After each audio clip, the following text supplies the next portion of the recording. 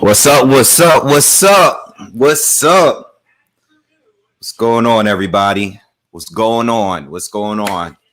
Welcome to Demetrius Andrade against Liam Williams live fight commentary. All right. This fight is on DAZN, and we're gonna go through the entire card today. All right. Make sure you subscribe to the channel. Hit that like button right now. Smash that like button right now. Immediately hit that bell notification. If you subscribe, hit that bell notification. And also follow me on Twitter, on Instagram at BoxingWave10.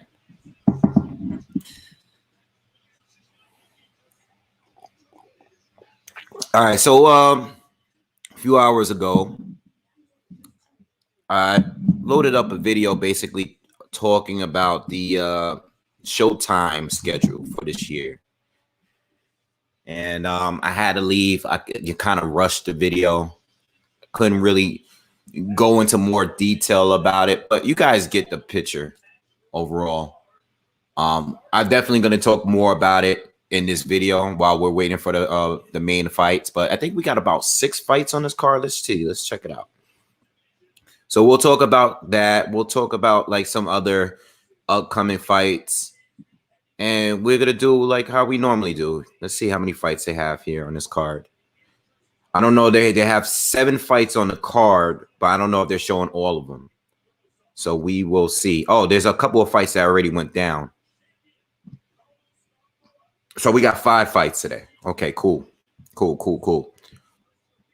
The fights that I'm looking forward to today, obviously the main event, we got Demetrius Andrade against Liam Williams.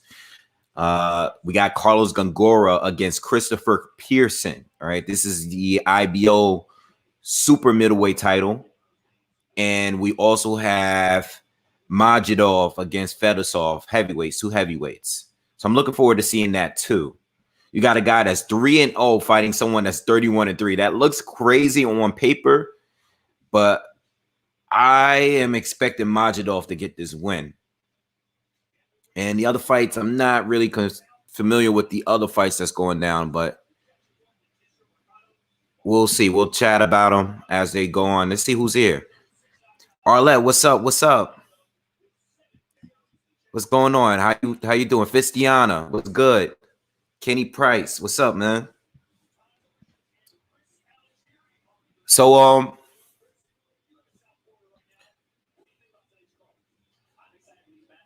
what do y'all think about this fight tonight? What's up, Edna? What's going on? Look. The main fight starts probably around after 6. The pre-fights are on now. So I'm thinking the Andre fight is probably going to start around 6 o'clock. We'll see.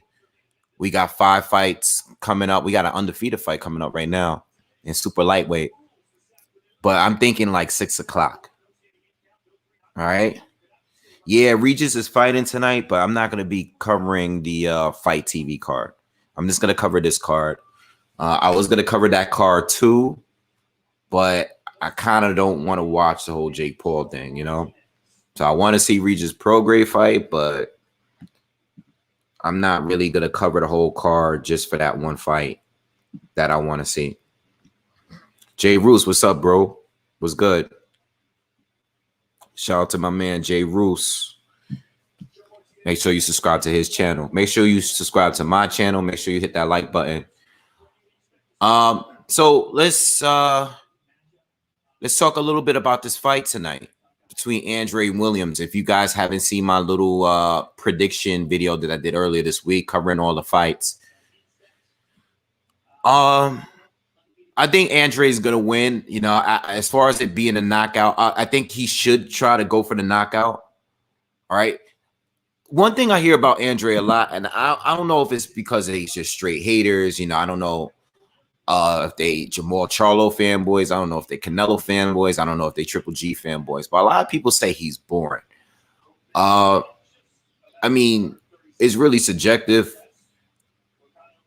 People have the right to have their own opinion and stuff, but when people say he's boring, like,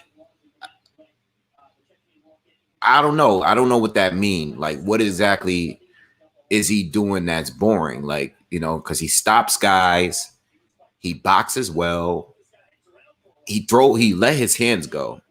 He definitely let his hands go all the time. He's a volume guy. I don't know what that means, but a lot of people feel that he's boring. A lot of people respect this fight. It's not the fight that they absolutely want to see. Everybody want to see Andrade fight Charlo. People want to see him fight other top fighters in the division. Most of them don't want to fight him. But, I mean, he's doing what he can. I expected the DAZN and Matchroom to, probably set him up with someone that we would really want him to see, like a Triple G or Canelo, but it hasn't happened yet. I hope he gets one big fight, but he's getting up there, and I hope he's not going to get the big fights when he's already aged out. That's all I'm really hoping. Liam Williams, though, the one thing I always say about Andrade is he could get a little wild at times. I think sometimes he's so dominant. Sometimes he kind of leaves himself open. Sometimes his defense is not there, and he gets a little wild, and hopefully he don't get clipped. Liam Williams do have power for sure, but I think Andrade got him. I think Andrade's proven that he can beat guys at least on this level, But if I saw an upset tonight, if I see Andrade catch a big shot and get dropped or whatever, I wouldn't really be that surprised, But I think Andrade's winning this all the way. I think he's going to win. I think he's definitely capable of stopping Williams. And, I think he's definitely going to win on the scorecards. All right. Punch quote. What's up, bro? Williams getting punched, but I think Andrade's going to make a Brian Rose type statement. Yeah. Williams can punch for sure, but I don't think his skills is all that. It's not all that there. He's good. He could box, but he's not on that level. He's definitely a puncher.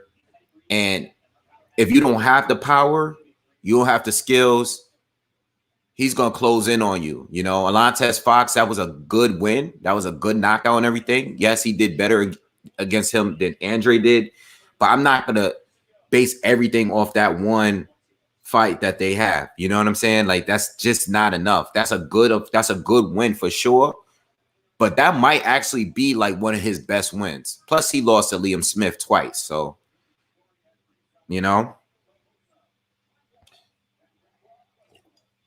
what time is the Andrade fight? Well, the Andrade card is just starting.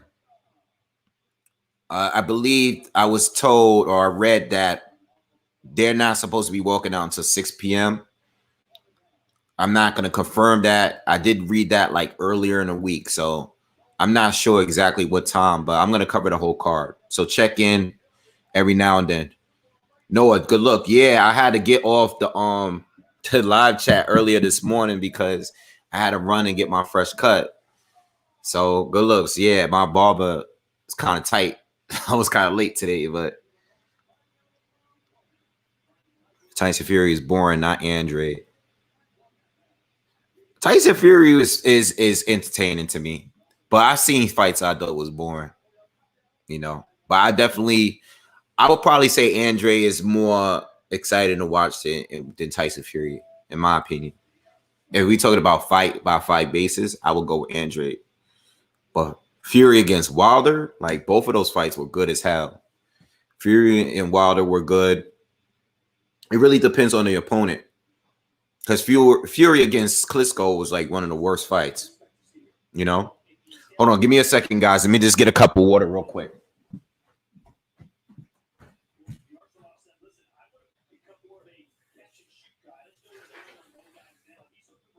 Be right back.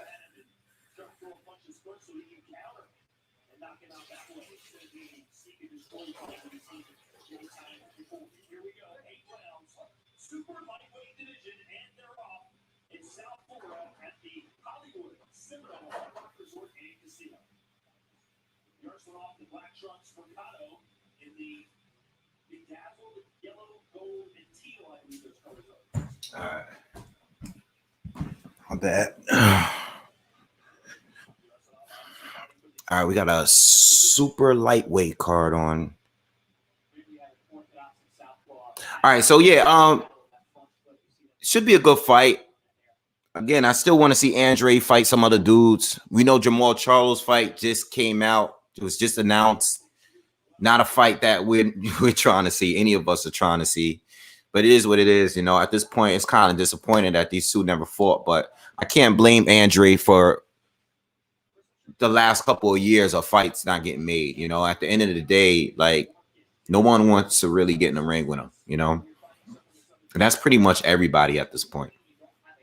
No one's calling him out. No one's trying to get in there. I respect Liam Williams because he's one of the few that's been trying to get him in the ring. But at the end of the day, no one was asking for the fight, really, you know?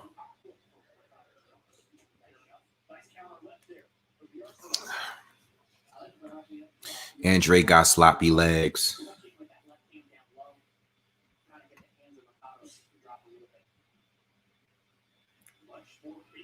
What do you think, Wade Williams in for a surprise? Nah, I think Williams. I think Andrade's gonna school him. You know, Williams is good. He like I said, he can punch, but I don't think he's on Andrade. Andrade's a different level. You know, I just want to see what approach Andrade is going to take here. You know, that's the one thing that I'm like waiting and seeing what's going to happen. What approach is Andrade going to take? Is Andrade just going to try to destroy him and just walk through him, or is he going to box and break him down round by round? You know, that's the one thing I don't know. You know, I'm kind of waiting for. I want to see how that goes down. But yeah, let's talk a little bit more about the let's talk a little bit more about the Showtime card coming up. All right, like I said, I did a video earlier. I know a lot of you were here earlier when I spoke on this. Kind of rushed through it. So since we're speaking about Jamal, Southpaw Killer, what's up, man? Thank you, man. I appreciate it. Thank you very much. Appreciate the support. Gonna stick. Haggis got Williams. Haggis got Williams winning this fight. We'll see. You know what? You might be right. We just gotta wait and see. He got the power to do it. You know, he got the power to do it. I mean, I'm rooting for Andrade. That's my guy. But you know, I mean, listen. Whatever happens, happens. This is boxing at the end of the day. So Jamal Charlo is going to be fighting Juan Montiel. Now, if you're not familiar with him, Juan, I believe he beat or lost to Centennial Jr. This is the guy that recently beat James Kirkland. Right now, James Kirkland, he basically haven't really been active, right? He lost to Canelo like 5-6 years ago.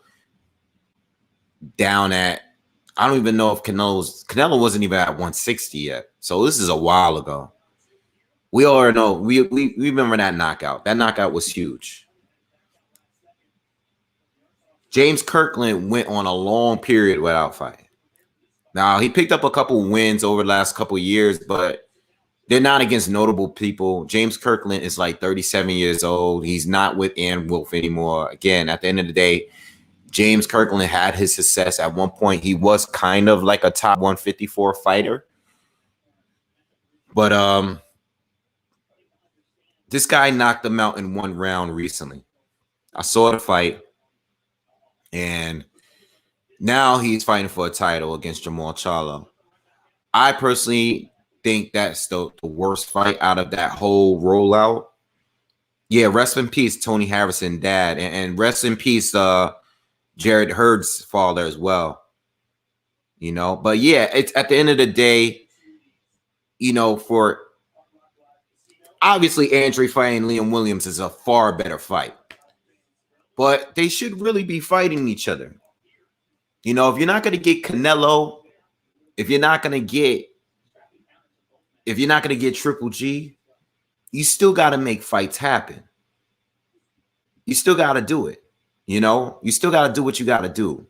You got to give the fans what they want. The Derenchenko fight was solid. Regardless, you know, and Derenchenko did lose, you know, a couple times, but it was a solid fight. You're not going to get no complaints from me. That was good. That was a good fighter at 160, but there's still work that needs to be done. And if you're having, what, 5, 6, 7 fights at 160 and your best opponent was Derenchenko, it's like, you know, after coming off the loss to Triple G, after coming off the loss to, you know, Daniel Jacobs as well, it's like that shouldn't be the best name on your resume when you had that many fights. At 154, he was doing his thing. But at 160, it's just like, damn, you know. Same with Andrade. We still waiting for him to have that real solid name. I thought the DAZN would get it done, but we're just not getting it. This fight is pretty good right now. These two are definitely going back at it, back and forth here. Rest in peace, Hurts Eden. Yup. Kirkland really shouldn't be fired. I agree. Yeah. Munguia did beat Montiel. I saw that. I did look up. I looked them up a few days ago when they announced the schedule.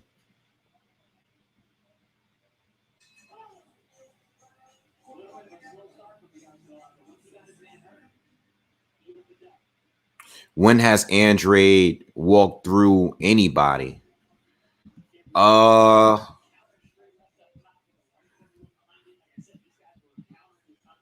think he's walked through a few people. Were they top guys? No. Luke Keeler did take most of the fight. He stopped him, but it took a while. Yeah, most of these stoppages are late. You're right. Brian Rose, he did walk through him. You're right. Every stoppage Andrade has is kind of late. It's kind of late stoppage. All his other ones go to decision or as a late stoppage. You got a point. I only see Andrade really have 2 really competitive fights, though. Like, really competitive. And I think that was definitely Andrade's toughest fight was definitely against Jack Colque, without a doubt. Jack Colque gave him a really, really tough fight. And Magnus Monterosian gave him a tough fight as well. I don't think it was nearly as tough as a Jack Colque fight. I think Jack Colque could have beaten him. You know, he could have lost that fight. Yeah. All right. So, yeah, Monterosian did knock him down in the first round. Yeah, there's a lot of people that both Charlo and Andrade, they should listen. We shouldn't even be talking about who these two should be fighting each other and no one else right now. They should be fighting each other. That should be the priority. Andrade and Charlo should be fighting each other. No ifs, ands, and buts. You know, it's ridiculous how they haven't fought each other. Munguia, I really seriously doubt Munguia fights either one. Golovkin, it's not going to fight either one. Eubank, that's a fight that could happen. You know, Eddie needs to work on that for Andrade. Murata, another fight. That's a good fight. That should be having. It should be if they're not going to fight each other, it should be Murata. It should be Eubank Jr. You know, if it's not Triple G or Canelo's not going to fight them. That is done. Canelo moved up. He's doing his own thing at 168 at this point. We're not going to live on the rest of our lives just sitting here waiting for a Canelo fight. If Canelo didn't fight you yet, if he didn't fight you now, he's not going to fight you later, especially if you don't have if you're not out here fighting any tough fighters neither, you know?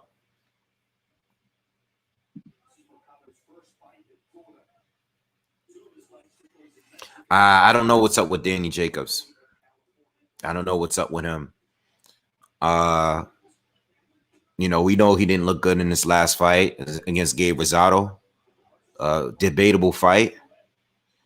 I really don't know what's up with Danny. But I hope if he is gonna come back, I hope he's motivated, man. He just didn't seem motivated in that last fight. He didn't seem motivated, you know. And the thing with Danny Jacobs is I've seen him in the past look not that impressive when he was fighting lower opposition.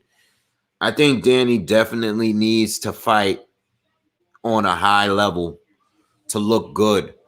I would like for him to fight Jamal.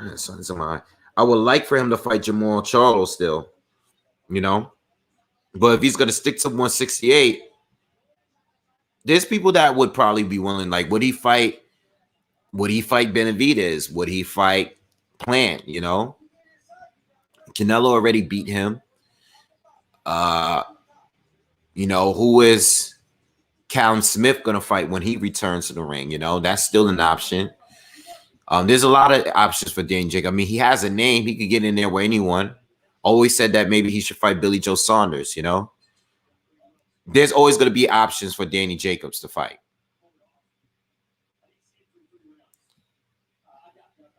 Nah, I'm not going to be watching a Jake Paul fight tonight. You know, after this is over, I'm going to probably go out and do something. I was thinking about covering both cards, but I'm not going to be here all day today. You know, sometimes I do 2 cards, 2 or 3 cards. I've done 3 cards before, but not today, man. Just the commentary for this card. This is the most important fight for the weekend. Tony Harrison is also fighting tonight, I believe, on Fox. So you got that fight, and you got the Fight TV fight. I want to see Regis Prograis fight, but yeah, we're not gonna be able to. I'm not gonna be able to do commentary tonight on that. I'll definitely watch it when I get home and jump on late or just in the morning. I'll probably jump on in the morning and just review the cards from today. That's what I'll probably end up doing. Who else is fighting? They got some weird fights. Steve Cunningham against Frank Mir is a weird fight. It really is, man. It's a weird fight. Like Frank Mir boxing Steve Cunningham, that's crazy. That's crazy. Who else is on here?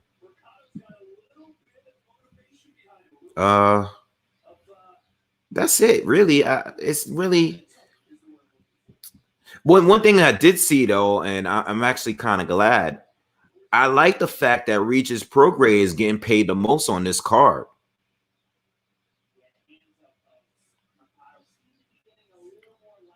Yo, peace, Punch Quote, peace. Yo, I am happy that Regis is getting the biggest purse out of everyone on that card, even more than Jake Paul. So I think that's pretty cool. I wonder how they were able to work that out because Jake Paul, I believe Jake Paul is the main event of this card. I mean, he's basically, you know, the YouTube star, and I'm sure he's bringing in most of the pay-per-view purchases is based on him. But Regis Prograis was able to secure a good purse. That's what's up. That's what's up. Oh, okay, you guys right. Yeah, Jake Paul. I didn't think about that. Jake Paul has a pay-per-view upside. All right, that's cool. That makes sense. Mir doesn't have a chin anymore. Yeah, I haven't seen Mir fight in years. I mean, when I was watching Mir, I was a bigger, you know, MMA fan at that time. I haven't seen him fight in a long time. I mean, he's been getting dropped left and right for years as an MMA fighter. You know, for him to fight Steve Cunningham in a boxing ring, it's just crazy to me. It's crazy to me. This is a good fight. If you guys are on DAZN, check it out. I know I'm talking to you guys, but this is actually a pretty good fight.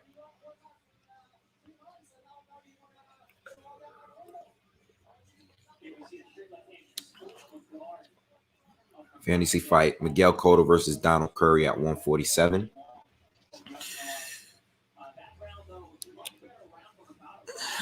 That is a good fight. That is a pretty good fight. That's a fantasy fight for you or for me? I think a fantasy fight for Miguel Cotto for me.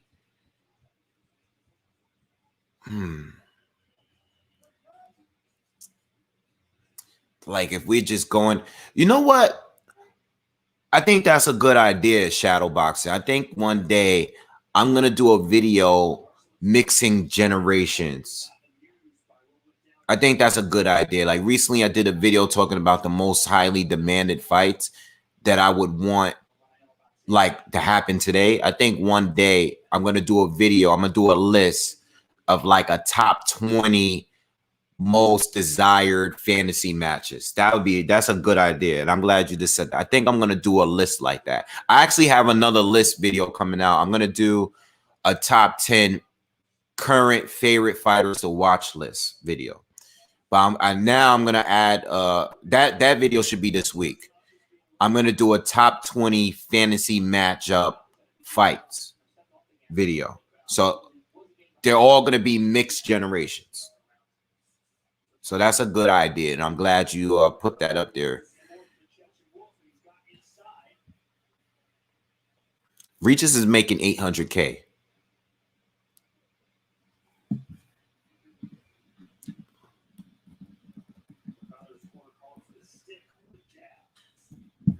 I think Jake Paul is making like 650K.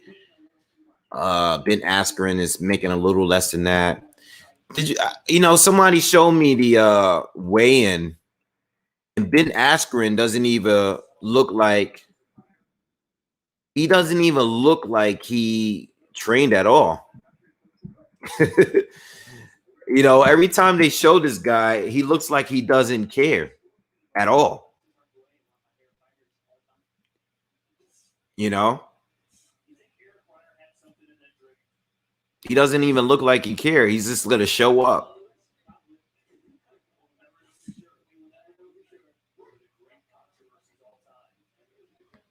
Who do I think? I didn't even answer your question. Who do I think would win at 147? It really depends on what Cotto we get. I think Curry would probably. I would probably say you asking. Cotto's in my top 5 all time. So I'm gonna be a little biased. I'm gonna go with Cotto. But Curry was definitely better before going up and fighting all the super middleweights and stuff, or not super middle, all the middleweights. He was definitely better before he got to like Nunn and all of those guys he faced.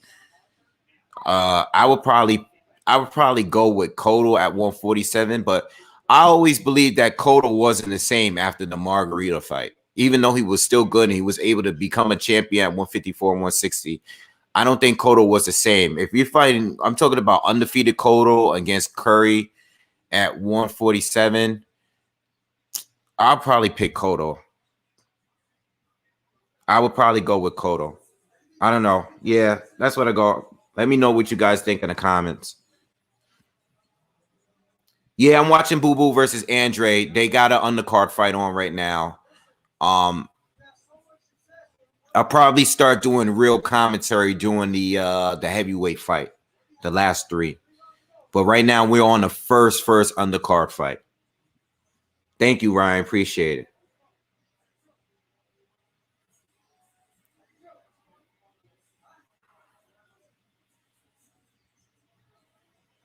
Ben Askren is so out of shape.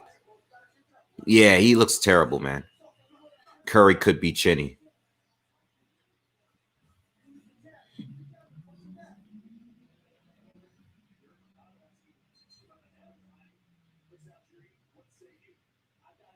Yeah, but I don't think I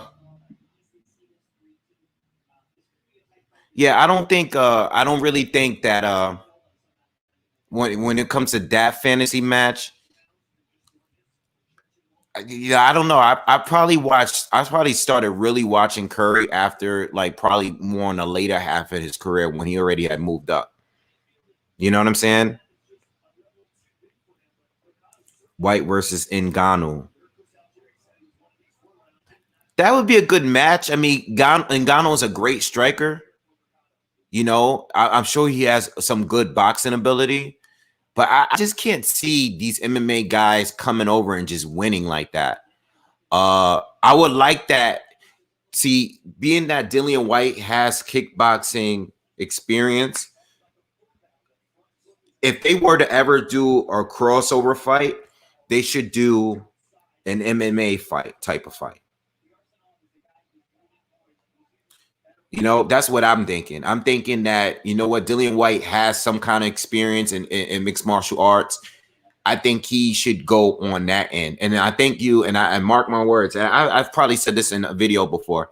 I think when Dillian White starts to slip off a little bit in the boxing end, I think he's definitely going to go over to the MMA and get a check over there too, because he'll have a name. He has the experience in boxing, you know, and being a top heavyweight in boxing for a while and having to be in a kickboxer as well. I think he would do well as an older guy fighting maybe another older name at that point. So I think Dillian White at some point, I don't know when, but at some point, he's probably going to dip his toes back into that life, that sport. That's what I think. Big respect to Curry though, bro. Canelo Alvarez against Mike McCallum at 160 fantasies. That's hard. That's hard. I love Mike McCallum. That's hard. That's hard. That's a hard one. I keep saying that's hard. I don't know who would win that because if I would say if this was 4 years ago, 5 years ago or more, I would probably lean towards McCallum. You know, they're both great at defense, but Mike McCallum is like a top level like defender, you know. But Canelo over the years have improved so much, man. I would love to see that fight. I do think Mike McCallum is better than everybody that Canelo beat so far still. I would put Mike McCallum all over these guys that we love, like, you know, and that Canelo has some wins over. I definitely would, and probably including Triple G. You know, I think that is definitely Canelo's best win. I think it's debatable, you know, who you want to pick over the other person. But we're talking about a prime Mike McCallum against a prime Canelo Alvarez. Canelo, when I say this, and I've said this before when it comes to Triple G and Canelo, if they're going to go into that era, right, of middleweights, you know, if you're going to go into that era and you're going to fight these middleweights that were good, you know, the James Tonys of the world, the Michael Nunns, the Mike McCallums, who else, you know, the Nigel Benns, the Chris Eubanks of the world, the Michael Collins, all these guys that were around that time, you know, and fight them all in their prime. You're going to get your wins, but you're going to get your losses too. And this goes for Canelo and Triple G. All right, because Triple G was being compared to those guys and other great middleweights. So if we're gonna go back to those times, I'm just saying they're not. I'm not saying they're not gonna get their wins because they're gonna get some in there, but they're gonna get their losses too. I don't think neither one of them can beat every single middleweight from that time. You know, they're all really, really good. The guys from that time are really, really good. You know, so. And I love watching their videos and their fights from time to time when I don't have nothing to do. You know, I like, you know, going back and looking at the middleweights of the past, especially Mike McCallum and James Toney. James Toney is I love watching James Toney. You know, I love watching James Toney.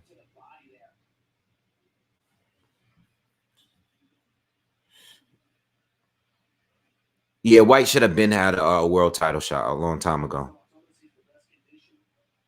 I hope Boo Boo knocks this dude out because if he doesn't, it's going to take these power. It's going to be these platforms talking about he's boring. You know, listen. At the end of the day, yeah, Yono, let me know what you feel in the comments. Let me know if you disagree. Let me know. You're open to tell me how, how you feel. And I'm open. I would love to hear how you feel about those fights with the middleweights with Canelo and Triple G, and if they were to ever fight guys from that era or even the era before that. If you want to bring it back to Hagler's era, you can always do that too. Who was I gonna respond to? Yeah, White should definitely have a title fight by now. He should definitely have one with the resume that he has. All right, so the thing about Boo Boo today, right? Get the win. That's the most important thing. Win the fight. All of that, sometimes when you don't look good in a fight, it's beneficial because when you don't look good and you look very beatable, that's the opportunity a fighter that wasn't willing to face you before is willing to face you now. Getting the win, secure the win is the most important thing.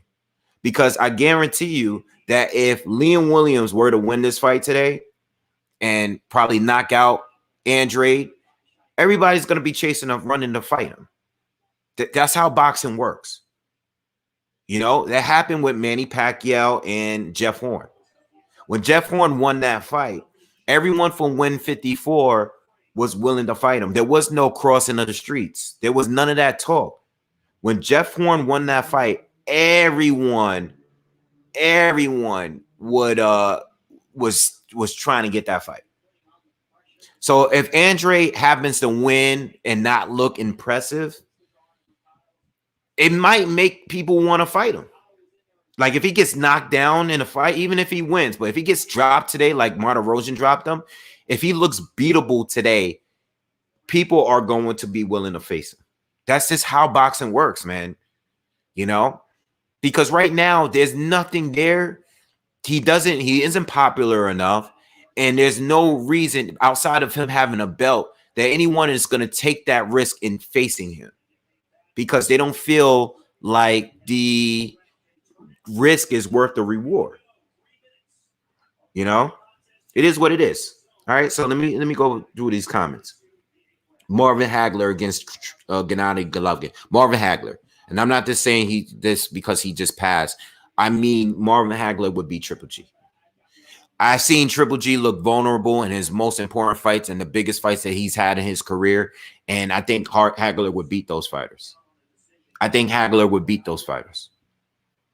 Hagler could just switch it up in too many different ways, and I'm a big fan of fighters that can really truly adjust. Marvin Hagler and his prime, and he was good most of his career, but he did start slowing down a little bit towards the end. Marvin Hagler can adjust in so many ways, and I think he would have figured out how to beat Triple G. If you really take Triple G, and Triple G was old fast because he started professionally very late, and it took him a while before he started getting those tough fights. I'm not talking about the fights with the Willie Monroes of the world and Matthew Macklins. I'm not talking about those guys. I mean, they were good fighters at 160. They were top fighters, but I'm talking about the elite fighters. He started looking very, very vulnerable. And I think, I think Marvin Hagler would have wiped the floor with all of those guys. I would have took Hagler to beat Triple G. That says a lot about Canelo's skills. They need to mention boxer from the past in order to say, yeah, but that's what we do, and that's what we do as boxing fans. I don't know if you watch basketball, but we all do that same with basketball. What do we compare LeBron to? We compare him to Kobe. We compare him to Jordan. Just like when Jordan was young, I heard that. I mean, I was too young because I grew up watching Jordan. But when Jordan was young, they were comparing Jordan to Dr. J. They were comparing him to him. And there were people that was like, yeah, well, he ain't better than Dr. J, or he ain't better than Bird, or he ain't, that's how we love to do it. because we're just fans. We like to go and dig back to the past, especially when a fighter's not beating or fighting the best people that's in the division today. You know, or there's fights that we still didn't see. We don't know. So what do? We bring up people from the past. Soccer Training Club, what's up, man? Textbook Bossa says, do you feel Andrade is a boring fighter as both casual fan as a casual fan? I think what people call Andrade boring is that he starts out very aggressive, and if he can't get his opponent out there early, it starts to slow down. Yet he's still winning clearly, but we won't get a knockout. That's why I think people feel like he's boring, because the pacing of the fight won't change if he can't get the knockout. He normally doesn't get the knockout. So I think that's why people say he's boring. He comes out explosive. He might knock down his opponent. He might hurt his opponent early, but if he doesn't get him out of there, the pacing of the fight remains the same. And I think people just don't like that, you know? McCallum smokes Canelo like Mayweather. I'm not mad at that. I'm not mad at that at all. You know? Canelo definitely loses, but beats them in rematch. I think Canelo loses to Roy B. Hop and also beats them in a rematch.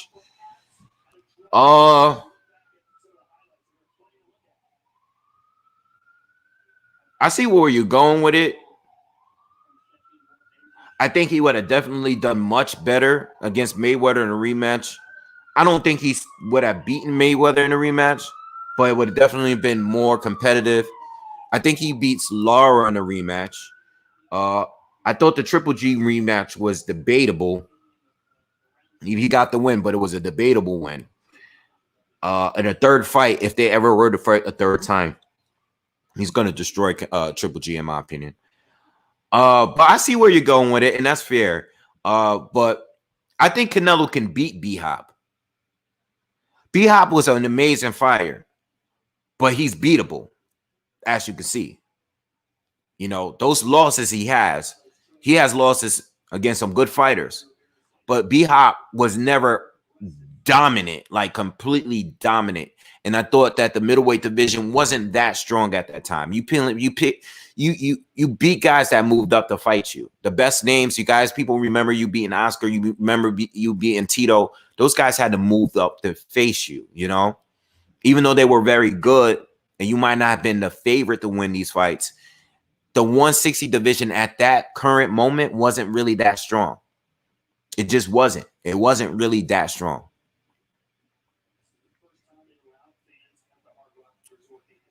Shout out to Mike McCallum too. I had some drinks. I met him out in Vegas when I went out there for the Mayweather Pacquiao fight, and we went out and we had some drinks. I was with a friend, a mutual friend, and we were just chilling. He was cool. I went to a Hall of Fame event.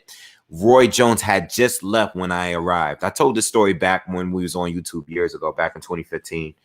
And Mike McCallum was a really, really cool guy, man. Fun guy, the joke with, talked a lot of shit.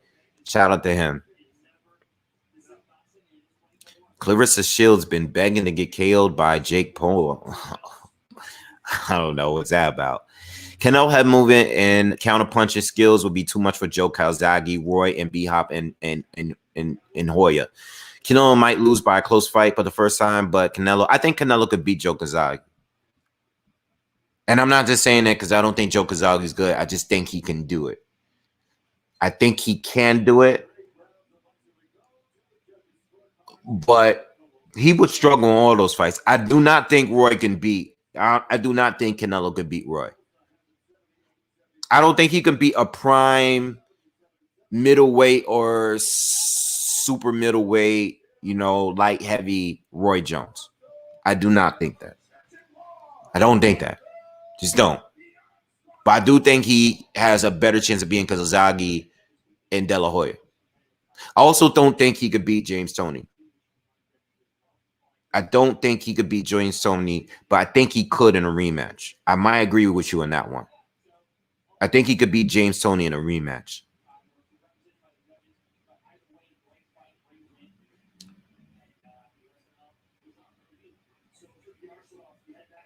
I think like James Toney is like how I feel about B Hop. As much as I love and respect those two, they're gonna take their losses. And this is the point I was trying to make against if Triple G, if you remove them both, him and Canelo. Well, Canelo, you could take Canelo for now because he's still in his prime. You take Triple G in his prime, maybe about 4 or 5 years ago. You take a Triple G and a Canelo now and toss them back in that time against those middleweights in the last few generations, last 4 or 5 generations. I think they're going to get their wins. They're going to get some of them, but they're going to get their losses too. You know, they're not going to beat everybody.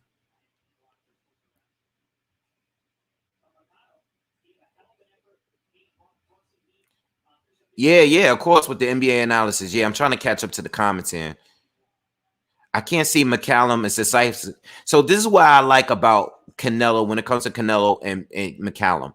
I favor McCallum slightly because of the defense, but offensively, I don't know if he is going to outwork Canelo right now. Right now. I say right now, I believe that Canelo right now is in his prime. Right now. Right now, in the last 2 years, I would say Canelo in his prime because I still see improvement over the years. So if you take Canelo of right now, I can see Canelo beating McCallum on points. I can see that. All right. But you got to understand that that Canelo, outside of fighting Floyd, he's going to be fighting an extremely technical boxer that he hasn't fought. He's going to be having to fight someone that he has to outthink and play chess with. And I don't think Canelo has fought someone on that level since he fought Floyd Mayweather. I think Lara was the only one. But Lara, the thing about Lara is that Lara is a mover. Like the majority of his defense is based on his legs. And he used his legs through that whole fight. You know, Mike McCallum is a guy that, you know, you ever watch him and like James Toney fight each other? You know, that was a highly like the amount of IQ in that fight is on a different level, you know? And I think Canelo can definitely be in a ring with any of these guys. He's definitely good enough to be in a ring. Does he beat them? I don't know. I don't know. But if he beats them, or the best shot he has of beating them is the Canelo of right now. Like the Canelo we got right now. Do Golden, what's up, man? How is Billy Joe Saunders going to fare against Canelo? Been thinking about it. I've been thinking about it, and it's a fight that I'm gonna have to do a breakdown for soon. It's a fight that I'm gonna do a breakdown soon. I've already started reviewing my old videos, more and more so for Billy Joe Saunders. I'm definitely leaning towards Canelo for winning. I think most people are.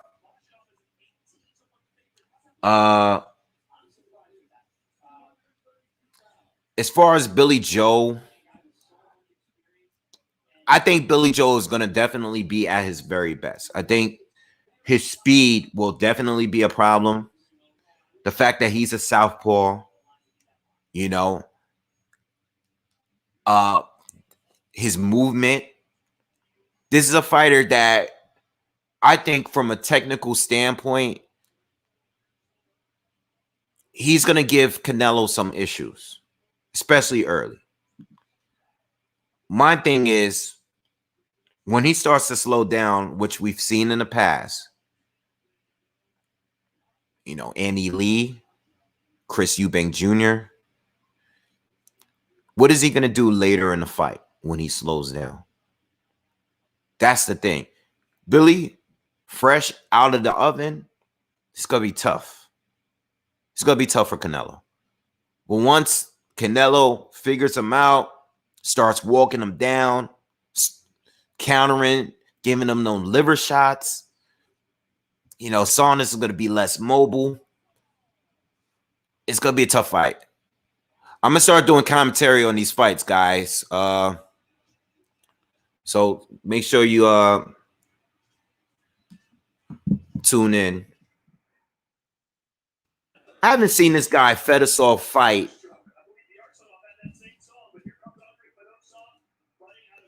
Yeah, I haven't seen him fight since like back in the day, like when he fought like Bryant Jennings. Oh, he beat Joey DeWaco. Okay. Oh, he hasn't fought in 3 years. All right, he beat Joey DeWaco in 2018. Now, Majidov is a prospect, but not really. He's one of those guys that has a very extensive amateur career and started pro really late. When Majidov started pro in 2019 and only had 3 fights so far. All right. But yeah. Nah, don't post a link in the chat, please. Don't do it. I don't want to be shut down.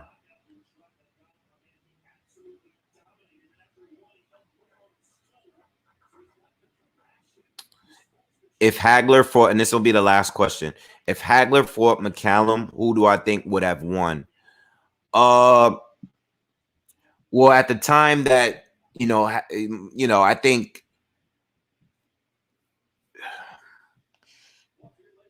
I would probably still lean towards Hagler. If we're talking prime Hagler against prime McCallum, I probably would still lean towards Hagler. I would lean towards Hagler. But I like McCallum better than everybody that I like him over anyone that Hagler fought. Even the 4, the other 3 of the 4 kings at the time as middleweights. As middleweights, I like McCallum over the other 4 of the 4 kings. Nah, I'm not doing a lot for the Regis Prograis fight, man. I might pop up, but I seriously doubt it. Shout out to everyone that's coming in. Make sure you hit that like button. If you haven't hit that like button, make sure you support the channel. Hit that like button, man. I really appreciate it, you guys. And if you haven't hit that subscribe button. So we got...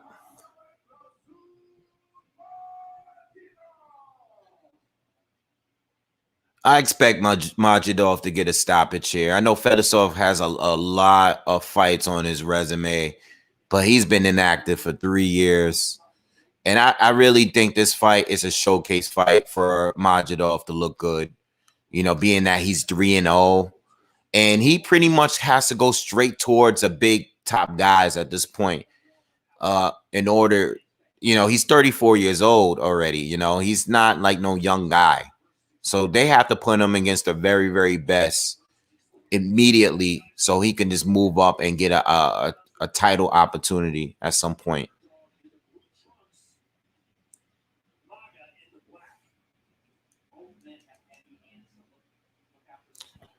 Yeah, no, I'm only covering this full card today, guys. For anyone that's coming in, I'm just doing this card. This is the Andrade card for today. If I'm able to jump back on, I will let you guys know. I will definitely throw a reminder, but I can't cover the other 2 cards. I do have plans for tonight, but we'll see. Oh, he almost dropped Fedosov with a jab. A lot of people are feeling this dude Majidov. I seen this fight. I seen him. He definitely looks good, but there's so many. Oh, whoa, yo, Fedosov just, Fedosov just dropped Majidov hard, and it was a big right hand. Fedosov is. No, he's grabbing his. Oh, don't do the grab the leg thing. Nah, this fight is over. Damn. I was just talking about how people are praising Majidov and he gets knocked out. Nah, he's saying his knee hurt. I'm not saying he didn't injure his knee, but that right hand hurt him so hard. Oh man. Yo. Oh, I was just about to say people are praising this guy. He gets knocked out. Oh, well, so much for that. Hit that like button. Oh man. That was crazy. Fedosov came back after 3 years and knocked out a heavyweight prospect. Yeah. He's saying that he has a leg injury. I'll tell you what listen, what gave him that leg injury, I'm sure, was that big right hand that landed. I think he might have hurt himself, maybe the way he fell. But that right hand that he caught was huge. Damn. I can't wait to see. Any of y'all seen that? What do you guys think? Probably came into the fight with some injury a bit. Yeah, possible. Man looks 40, only had 3 fights. Oof. Oof. Oh, man. Yeah. No. I seen it. He injured his foot on the first knockdown. Look how his leg bent back behind him when he fell. He injured it then. Yeah, his whole ankle was turned. Nah, it's not that. It's not that he's out of shape. Look at his leg when he falls. Look at his legs when he falls. He was done when he got back up. Yeah, his leg was gone. All right. So he hurt himself over the knockdown. But damn. That's gonna slow down your career. I mean, I sometimes I worry about sometimes like some of these guys, is it really, really better to wait so deep in your career and fight as an amateur for so long before going pro? Like, is it really worth it? Like, look at what's happening with Canelo right now. This guy was 15 as a pro, and he pretty much learned as a pro how to fight. Is it really worth it to go like this deep into like your 30s as an amateur? I get like maybe 20. Oh man, now that injury is real. Oh, I wish I could show you guys. His whole leg was bent backwards. So he was done after the first knockdown. But the knockdown caused the injury for sure. Is it really worth waiting that long? His face, yeah, he might have a fracture. He might have a fracture. Reminds me of the Bellas. Yeah, sometimes is it really, really worth it, man? Yeah, his leg is bad, guys. It's a legit. Well, this guy is back in the mixing, for him to beat this guy that's, I know he's on 3-0 on the record, but that sucks, man. This is boxing. At the end of the day, one punch can change your whole career. One punch can change your whole career. Boxingologist, what's up? Do I think it's going to be a back and forth brawl for the first four rounds? Nah. Honestly, this is how I see it. I think if Williams is to get engaged Andrade early, and like I think his best chances of getting the knockout would be early. Like, no joke. I think if he engaged with Andrade and they go and try to trade and brawl it out, I think he definitely can try to get Andrade hurt out of there early. But I think the longer the fight goes, the more Andrade is just going to outbox him. Because when it comes to points, I think Andrade definitely got him. Andrade and that long stance he got, those long arms, he's going to be jabbing and shooting those left hands from way out. Liam Williams, he fights off a high guard. He needs to be close. You know, he's very flat-footed. He could definitely counter, but he needs to pressure his opponent. He needs to have them against the ropes. He can't have them being too mobile on him. That's, I think, where the issue is, you know. Chris Algier, I can't hear the commentary, but yeah, I think it could be a brawl. It really depends. I really don't know. I really don't know how they're gonna do. You know, I'm interested in seeing what Williams' game plan is going to be, but I think that Andrade is going to attack him, and he's going to come out at him early.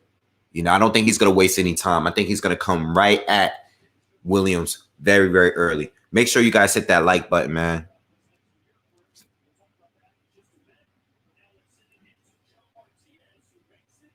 Yeah, Lomachenko being 24, you know, I said mid-20s is fine. But some of these guys wait until their 30s before they're going pro, you know, and sometimes it's a little too late, you know, because you run into a brick wall, and it's like, you know, sometimes I think guys do it because they want to make sure by the time they go pro, they want to go in and fight like a Beterbiev, you know, or Lomachenko. They want to be great amateurs and go into pros and take a few fights to get to a title shot. And sometimes it's very, very possible. But if you are to run into a brick road, brick wall, you know, and it's like, well, damn, you don't even have the time to work on your skills and rebuild. You know, sometimes you just don't have it.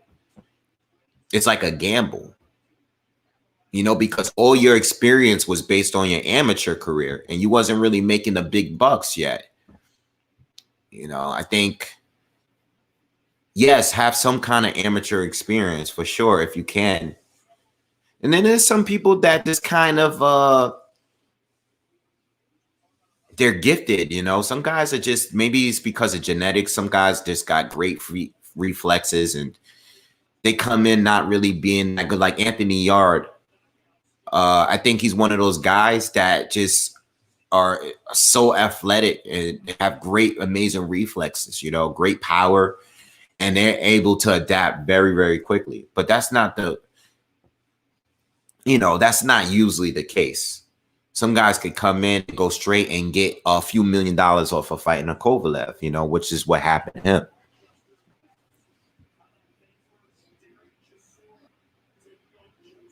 Well, you guys, I forgot about Chisora versus Parker that's coming up. I got to do a breakdown for that fight, too. I really like that fight. Thank you, Curtis. Appreciate it, man. Thank you for everyone that's showing the you know what it is? I get so hyped when there's a knockout or a knockdown. It's not even forced, it's not acted out. Like, that's how, even if I'm here by myself watching a fight, and I'm glad that I started doing this live commentary stuff because I get so excited, you know. In fact, I get more excited. I think I tone it down because I'm on the channel. But normally, if there's like a knockout, like something that's crazy, and it's just like me and my friends, yo, I jump up and start running around the apartment, you know, or my house or whatever. When I had my house before I moved here, I'll run around like I get that excited for boxing, you know. So I'm actually a lot more calm when I'm doing the live commentary. Like, I might jump up on my couch, but I'm much more calm than what I would be if this camera wasn't on, or we were at an event or a fight party. You know, it's much better when you have like a group of people, you know. Yeah, when it's okay, we'll be like, yo. Yeah, exactly, definitely. I think the funniest one, yo, one day maybe I could go through my old videos and look at like get all my, like, do a collage of all my knockouts, like exciting ones, and just put them all together. I think the funniest one I can't remember which knockout in the last couple years was like the biggest one. So many of them now.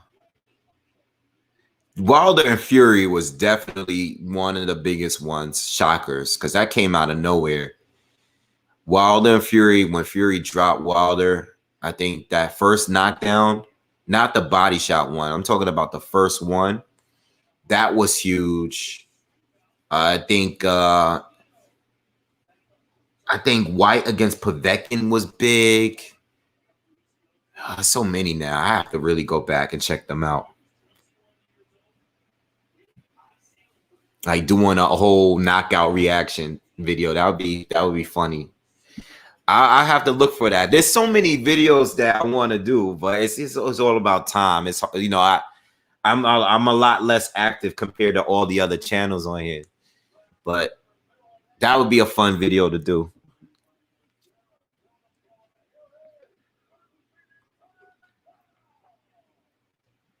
So, who you got for AJ and Fury? I got AJ, man. I'm going with my guy, AJ, man. It's 50-50. I could see Tyson Fury just outboxing him for 12 rounds. But I got AJ, man. I think AJ is going to pull it off. I always thought that AJ would beat Fury. You know, I always had that whole triangle effect thing when it came to the top three heavyweights. When it came, well, I mean, they fought now, but when it came to Wilder and Fury, you know, and I'm talking before, you know, Fury took his break. And, you know, I always thought that Fury was a tougher fight for Wilder. But I also didn't like the timing of when Fury fought Wilder.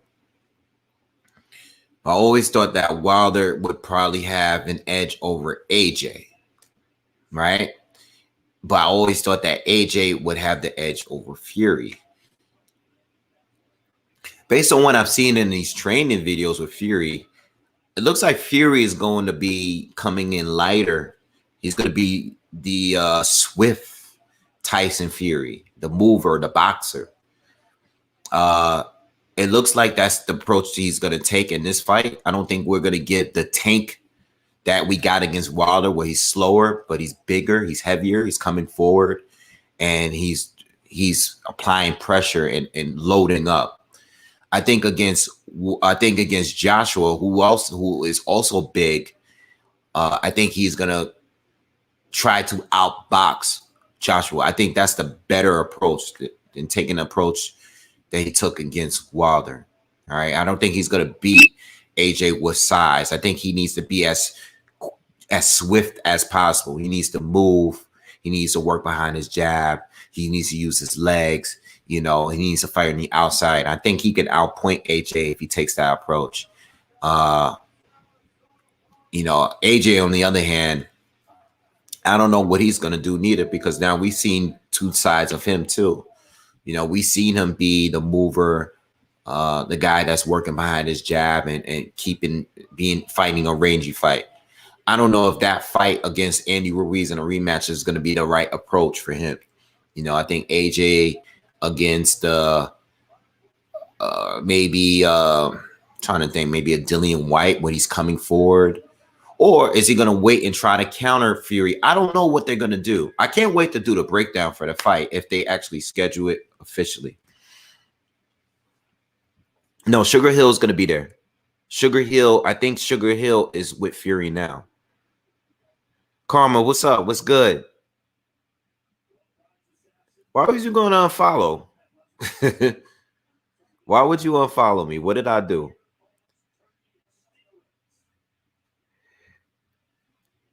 Nah, me and my pops didn't think it was historical. In fact, we were debating because he felt that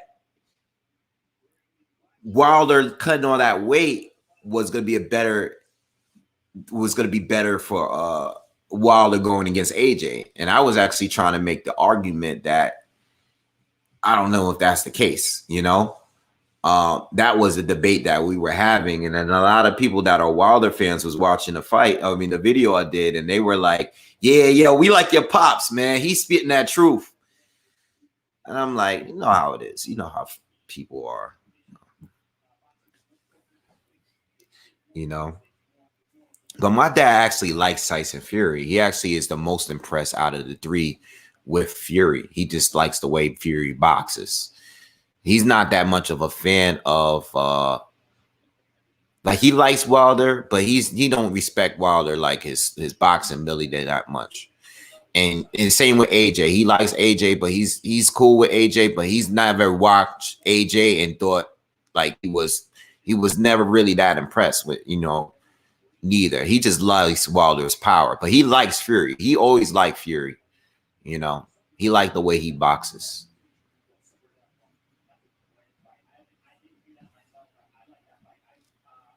Yeah.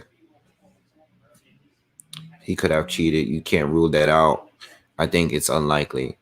I mean, I already went through that. I don't think he cheated. I don't think there's enough evidence. I'm not saying that he didn't. I don't think there's enough evidence to prove that he did. With all of the content people have put out all last year, because that's what everybody was doing last year, was just dropping content on proving whether or not Fury cheated or not. And I think with the sum of it all, and if you put it all together, I thought there was enough to prove that, or to say that it wasn't enough for me to think that he did cheat. It just wasn't enough. And you had people that, that box, and people that are like, I box, so I know what I'm talking about. And it's like, so what? There's people that box on a higher level than you that disagrees with you, and I never really go by that. I mean, it's great to have the experience, but you're still going to have different views and opinions, even as boxers, as fighters, whatever it is that you do, you know.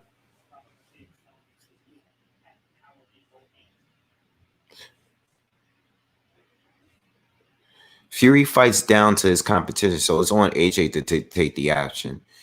Yeah, I mean, that's true. It's certain in a way, it is a little truth to that.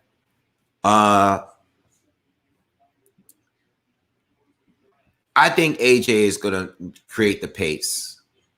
And even though I might say that Fury is overall the better talent, like he's just, you can tell he's more experienced, and I think he has better reflexes. I think he's a better,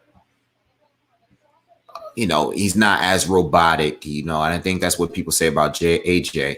I think he's improved on that dramatically. But I think Fury makes a lot of mistakes too. Fury makes a lot of mistakes, and he gets caught. He gets caught with big shots. He just haven't got caught with big shots from the guy that punches as hard as AJ. He got caught by Wilder, but it wasn't enough to put him away. All right, but the Wilder caught him with the same punch, the one punch. You're finding AJ, who have power in both hands, has more tools in the shed, goes to the body, is a better counter puncher.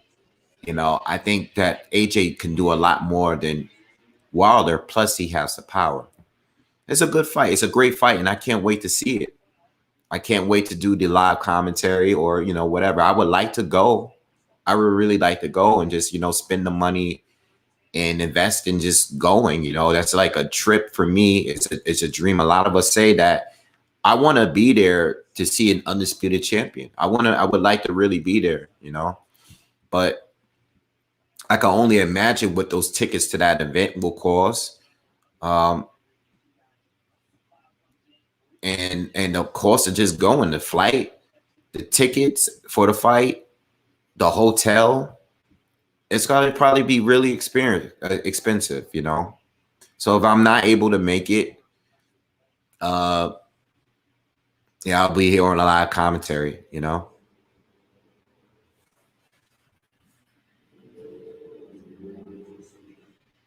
I was impressed with Wilder's heart. Yeah, Wilder didn't give up. He didn't give up.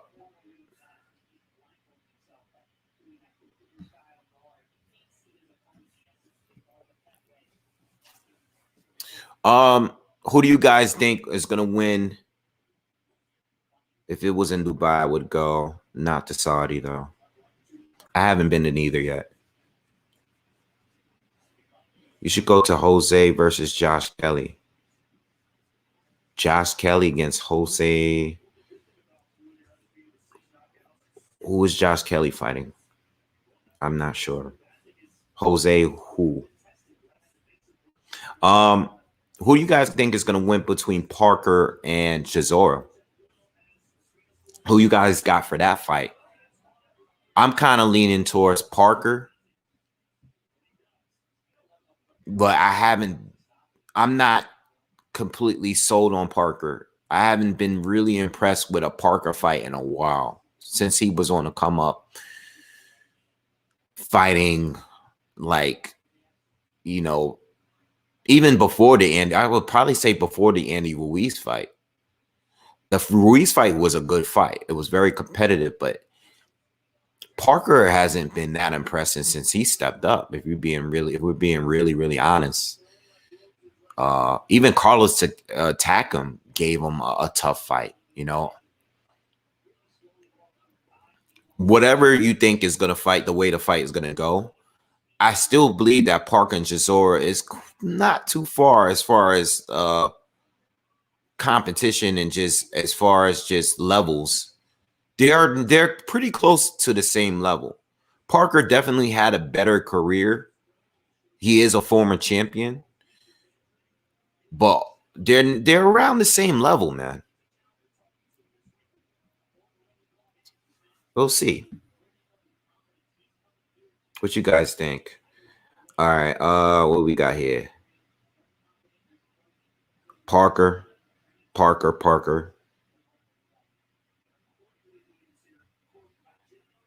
Josh Taylor. Oh, I wasn't even thinking. My fault. Let's get through this heavyweight question first, and I'll talk about that. Jose Ramirez versus Josh Kelly. Oh, okay, yeah. Parker. Chisora loses all his fights. Parker. I'm not sold on either. I'm not sold on either, neither. But Parker is definitely more accomplished. I think Chisora's a heavyweight Gamboa. I wouldn't go that far. I think Chisora is better than Gamboa right now. I think Gamboa is really past it, you know, and I think he loses to any decent fighter, you know, even the guys that's kind of on the way out too. Chisora chins Parker. Takam gave AJ a tough fight. I think it was more AJ didn't look good. He looked very slow that night. I think that's the slowest I ever seen him look. I think he looked tired. I don't think Takam was doing much, and he didn't win outside no more than 1 or 2 rounds. You know, I just think people didn't like the stoppage. The stoppage was weird. It wasn't necessary. You know. Yeah. Most people say Parker here. I see a split decision, Marion, too. I agree with you. I do see a split decision win. I don't think it's going to be a clean-cut win. You know, I don't think so. What do I think of Josh Taylor against Jose Ramirez? I'm leaning towards Joshua Taylor to win that fight. I think that Josh Taylor, I'm not taking away from Ramirez because he definitely has a chance. You know, he's a very aggressive fighter. He's like a bull. You know, he goes to the body well, and if he can get you trapped in the corner, that's where he works the best. You know, I like the way he mixes up his punches. But if you're a mover, if you move extremely well, he's gonna have some trouble. And I think Josh Taylor can adjust and fight in so many different ways. I've seen him fight so many different ways now, and I like his approach, and I like the I know what he can do. He could do so many different things. Like whereas Jose Ramirez, I know what he's bringing, but I think Josh Taylor has the tools to kind of what's the word?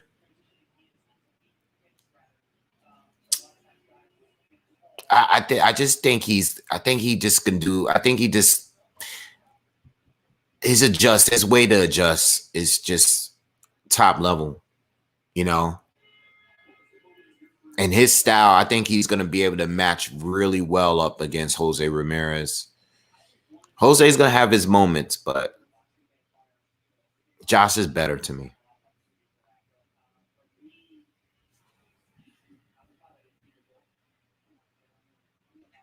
Hearts over and over agree with the South. Towns was really, really bad and was barely defending. I have to go back and watch it because I actually haven't watched that fight since that fight.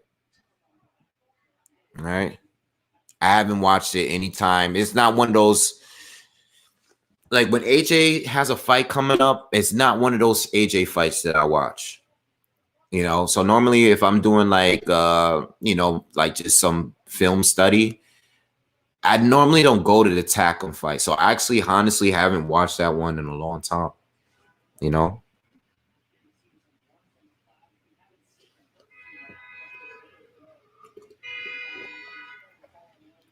But I do think when it comes to Jose Ramirez, as good as he is, I think he can be neutralized, you know. And I think Josh is gonna take the move, and he's gonna move. He's gonna move. He's gonna move for sure. You know. Well, it should be a good fight. And if it's like a close one, or even if Jose Ramirez win, it's not gonna be no surprise. I give Josh the win, but I give him the slight edge. He's gonna figure it out, even if he's going through it. Even if he happens to get knocked down, I think he showed how tough he can be. Very durable. Both are pretty durable. You know, great fight. Great fight. And probably might end up being like fight of the year type level, you know. Winner should fade Teofimo. That's cool. That's cool. I'm more interested in seeing that winner face like a Crawford or something like that.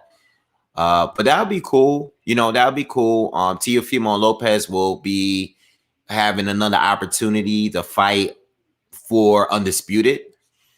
So that would be cool on his end, you know.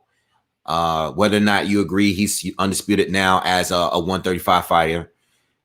I don't think still, I mean, if he were to beat Lomachenko, right, hold all 4 titles and then move up to 140 and win that fight and hold all 4 titles, and that I mean,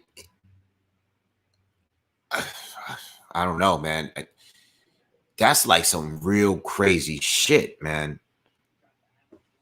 Like no one is doing anything like that right now. You know? I mean, you go up and weight and you beat the winner of Taylor and Ramirez after all of those fights they did to get to this point. Both have fought very good fighters at 140. And if a guy from 135 can go up there and beat one of them, that would be amazing. That would be something that's some real historical shit. Especially in this time where most fighters are just not fighting each other.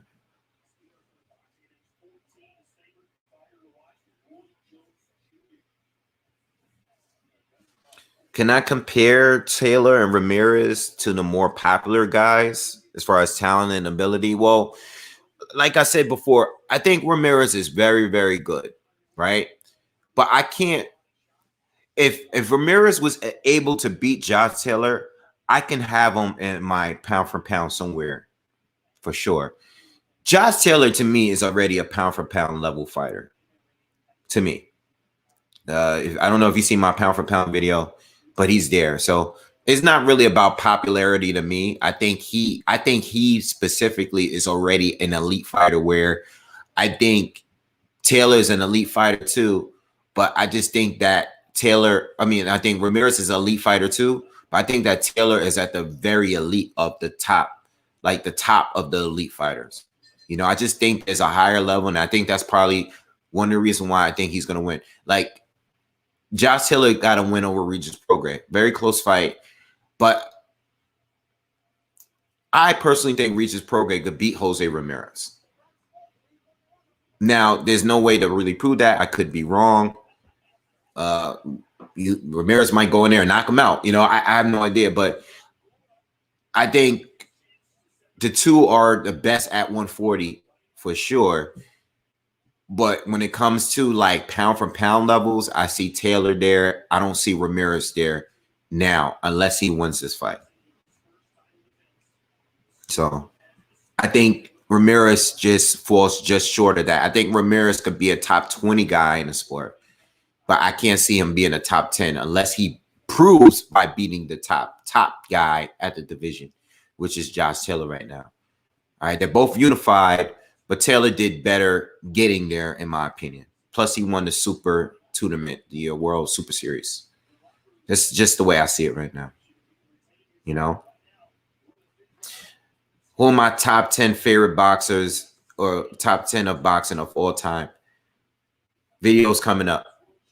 Videos coming up. But I got you. I got you. I got you. Make sure you guys hit that like button if you haven't already. All right. Make sure you hit that like button. All right. So anyone here thinks that Andrade is going to lose this fight today? And who do you think wins between Andrade and Charlo if they were to fight?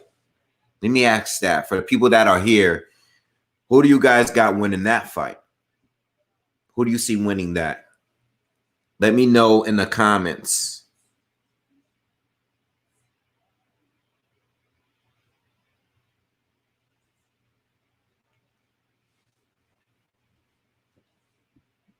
Andrade KOs both. Boo boo. Tough call, fancy.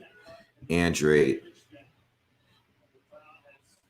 Williams can catch him, but I wouldn't bet on it. Definitely Charlo over Boo Boo.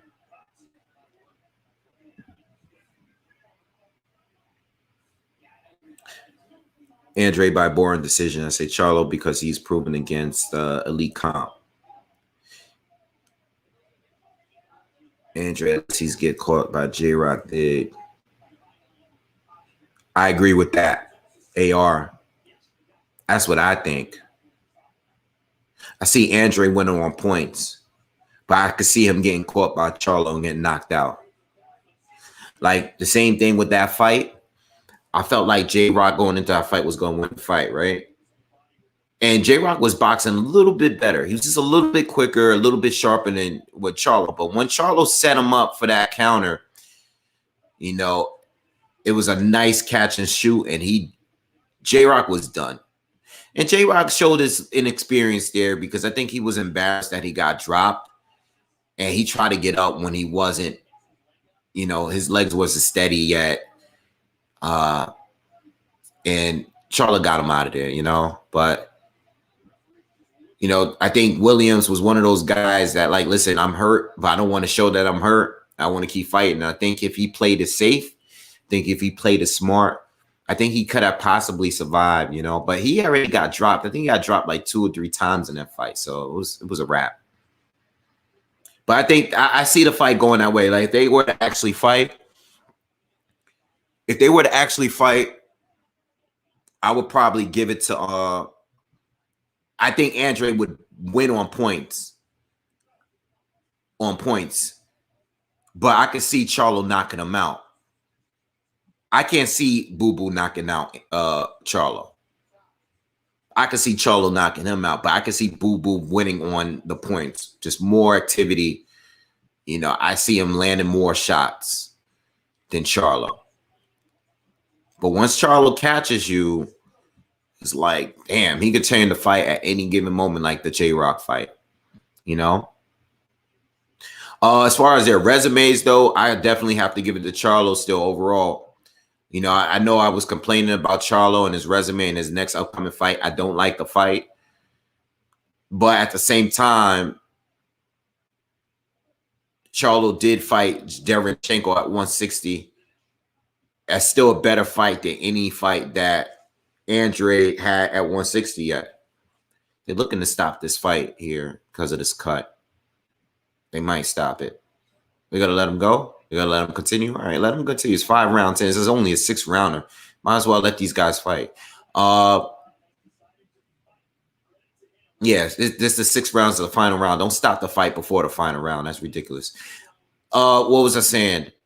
I still respect the Deverenchenko win, even with the losses over Andrade. And at 154, I definitely respect Charlo's resume over Andrade's. You know, Willie Nelson, good fight. Vanes Monteroshin, good fight, undefeated. That was his best win. But outside of that, it's not much there. You know, I respect Charlo's win over J Rock and Charlo's win over, you know, J Rock lost that fight, but J Rock was able to go on and still become a unified champion. All right. And he beat Jarrett Hurd when he was undefeated. That's huge. You know, Vanes Monteroshin never went back and did anything like that. You know, and he beat Austin Trout as well. I think that fight should have been a draw, though. Austin Trout gave Charlo a great fight. That was a good-ass fight. That was a war.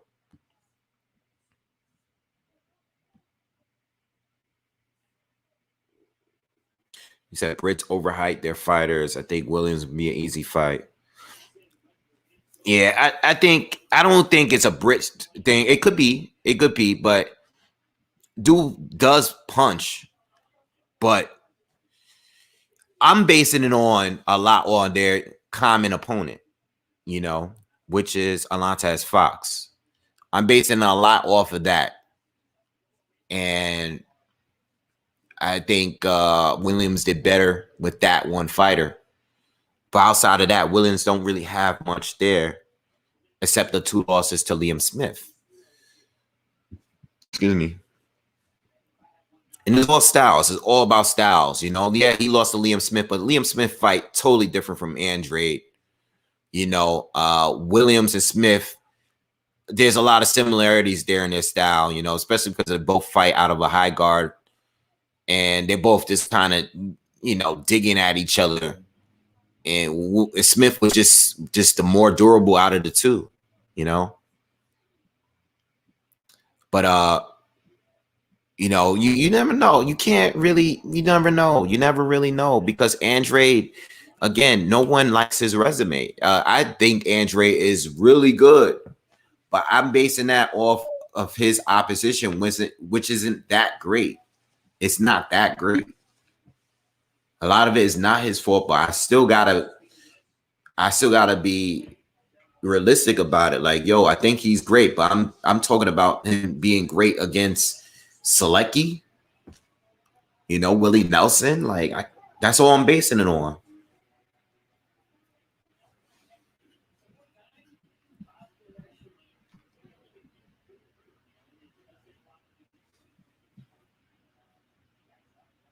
Charlo definitely has more power than Andre. That's not even a debate.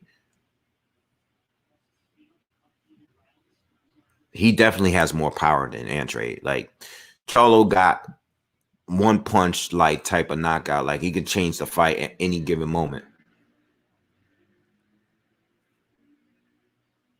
I don't see them having the balls to fight each other. We gotta wait and see, man. I mean, Andre been saying for years he want the fight. He has Andre in recent years haven't done anything to ruin the opportunity to have that fight. I mean, these guys at DAZN have made offers. All right. I mean, even Jamel was talking about his brother online when he made that video about turning down a Canelo fight. You know?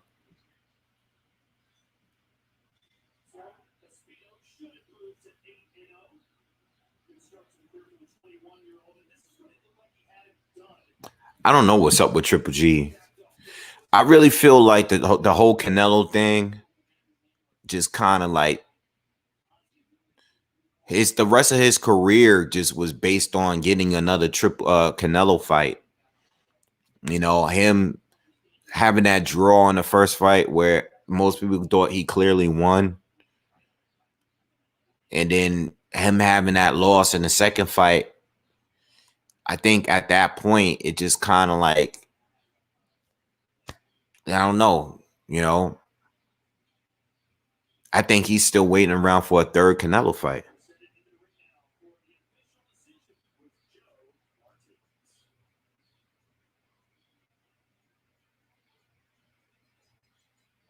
Yeah, I mean, he's an older guy. Triple G is an older guy, and I think he's going to take an opportunity if it's there.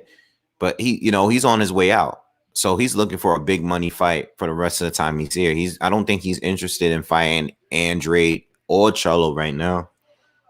I wish he would, but he like, nah, I'm trying to get mine on my way out. I want to get a big money fight on his way out.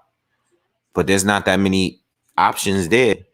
If he's not going to get the big money fight with a Canelo, because it's really just Canelo. If he's not going to get that third fight, where are you going to get the big bag from? There's not too many other options out there. You know,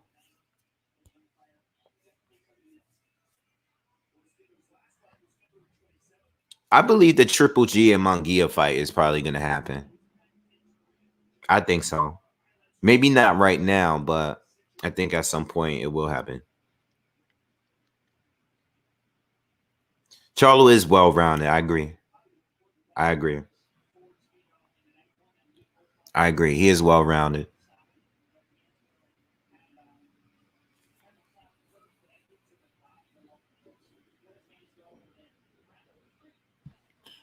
Of a great fighter, it really depends because it definitely. I think the most important part of a great fighter is obviously your resume and what you can actually prove in the ring and how you win the fights. You know, your great fighter is you winning, you're beating the best of the best in your division, your respective division. You're being the very best there. Um, you defending your titles. It's so many things that include like being a great fighter. You know, you winning, how you're winning. If you are a champion, are you defending your titles against top guys? Are you unifying? Are you, I mean, styles is subjective, but if you're getting the job done, it's not so subjective. It's like, yo, I might not like the way he fights, but I will acknowledge someone that to be being a great fighter if you're getting the job done. If you're getting the job done and doing what you got to do, it doesn't matter how I might not be a fan of a fight. I'm not a fan of certain fighters that are great fighters just because I might not like their style. But it depends on how you're doing it. Um, and if you're being responsible, man, because sometimes some people are really talented, but they're not responsible outside of the ring. They're coming in like, I think Jose Benavidez has a lot of potential to be great, but he's very irresponsible. I mean, he's lost the belt twice without even losing it in the ring, you know? So that takes away of his greatness early on because you don't even know how to be responsible enough to hold the title outside of the ring. So that's holding him back because now there's not a reason for fighters to get in the ring with him because he doesn't hold the title. Again, now he has to work his way up to fight for a title again. And then he has to fight guys like Uzcategui, who we already know he's gonna destroy. We see you beat guys at this level already. We want to see you at an elite level at the division. We want you to fight Plant and Smith and Canelo and Saunders or Danny Jacobs. We want to see you fight those guys. You look dangerous, you look good, but are you great? We don't know because you haven't shown that yet. So that's a really deep question. I really could go on and on about that, but it really depends on, mainly winning and how you're winning. All right, so we got two more fights left on this card. We got Gongora here fighting Pearson next. I think that's the last two. Let me just make sure. Let me just double check on here. So,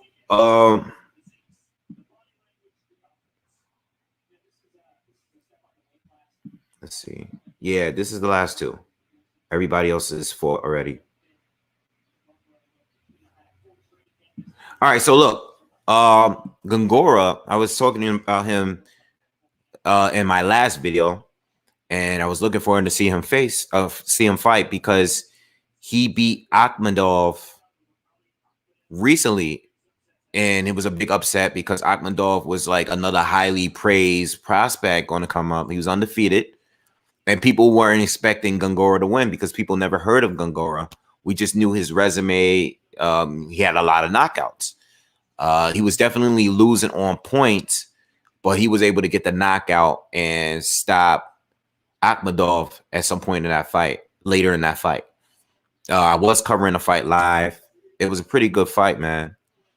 So I'm looking to see what he can do. He's the IBO super middleweight champion. Yeah.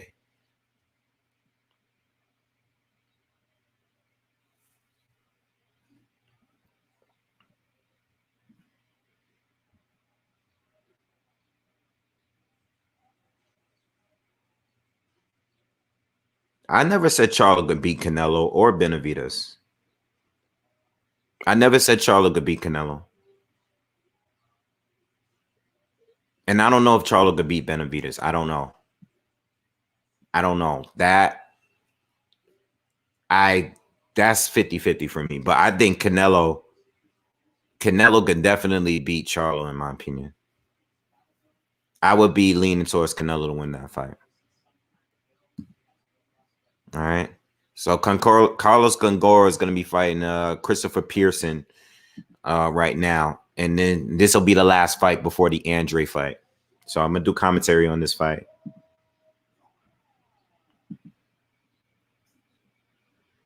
Yeah, I'm going to make a video about AJ versus Fury. I just wanted to be official.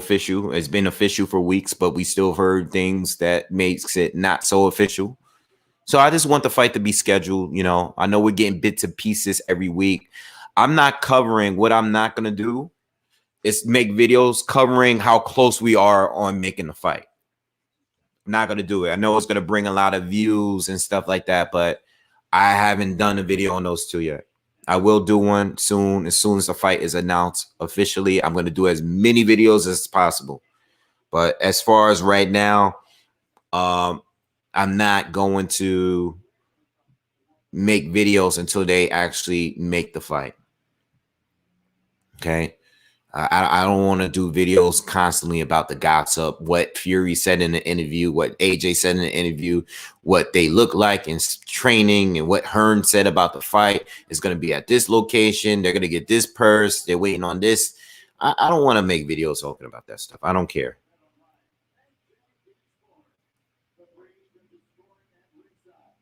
So,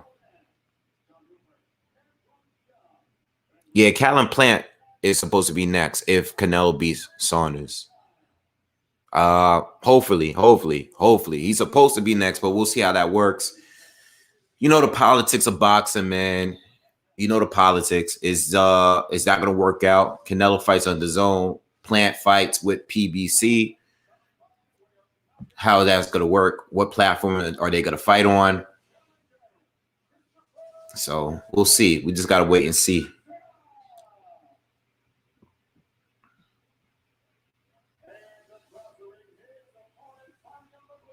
Yeah.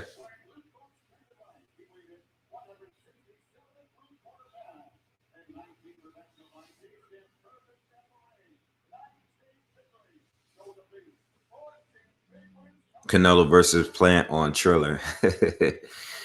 Yo, you never know, man. I mean, the thing is, I remember when all that stuff was going down with Canelo and Golden Boy.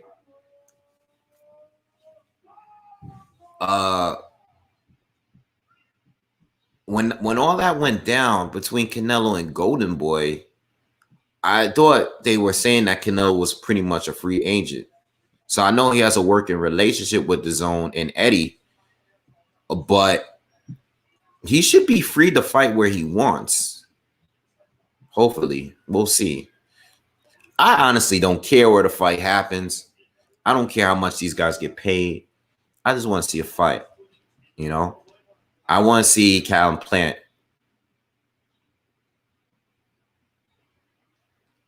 All right, here we go. Round one.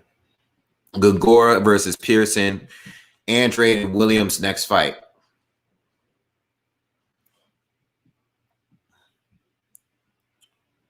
All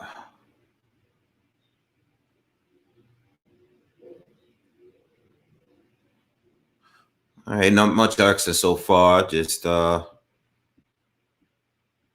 couple jabs here and there. Nice jab to the body by Pearson. Gongora returns a jab to the body. They're actually both southpaws. I just realized that. Another straight left to the body by Gongora. They're both taking it really easy. I've never seen Pearson fight before, and I've seen Gongora fight one time in that last fight. But they both seem to be taking it pretty easy. A lot of respect here. Gongora is definitely being more active. He's the one that's coming forward. Pearson's fighting on his back foot. We only a little over a minute into the first round.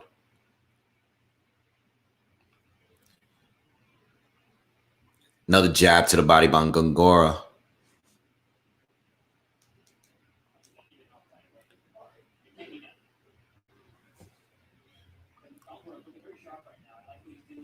Yeah, it's very, very slow round so far. Halfway through the first round, very slow round.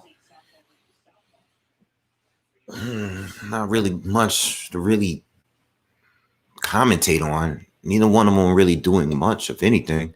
Another jab by Gongora. Outside of some jabs here and there, it's not much going on. Nice 1-2 by Gongora. He punched through the guard of Pearson. Pearson's not really doing much here. I don't know what he's waiting for. Maybe he's trying to time Gongora with a hook. We'll see.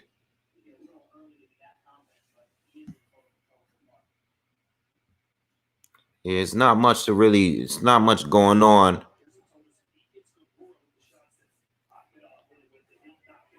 Nice 1-2 by Gongora just now. Pearson got hit clean. You know, he tried to shake it off and act like it didn't hurt. It definitely bothered him.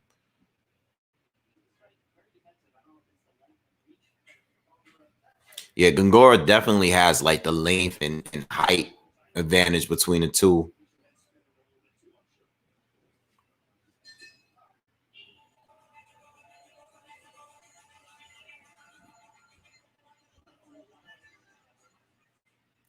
All right, Matchroom does not take money on Canelo purses, but their guy gets paid big money by DAZN for facing Alvarez, and Matchroom takes a cut on that, profitable for the protagonist. Okay.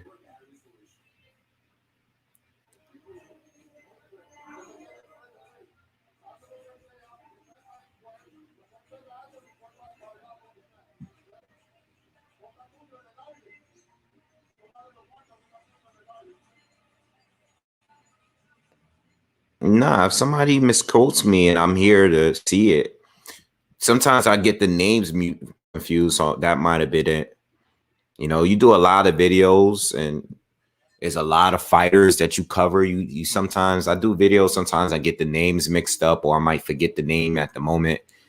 But it's not a big deal. All right, so we in round two. Looks like Ngora still, you know, he's the one that's definitely being more active here. Pearson is just like Connor, just he's not really doing anything but taking damage at this point. Outside of landing a jab or two, he hasn't really landed much of anything significant.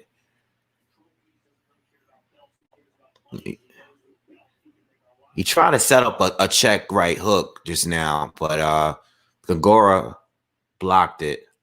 And that's what I was assuming he was waiting on. He's trying to catch him. lunging in.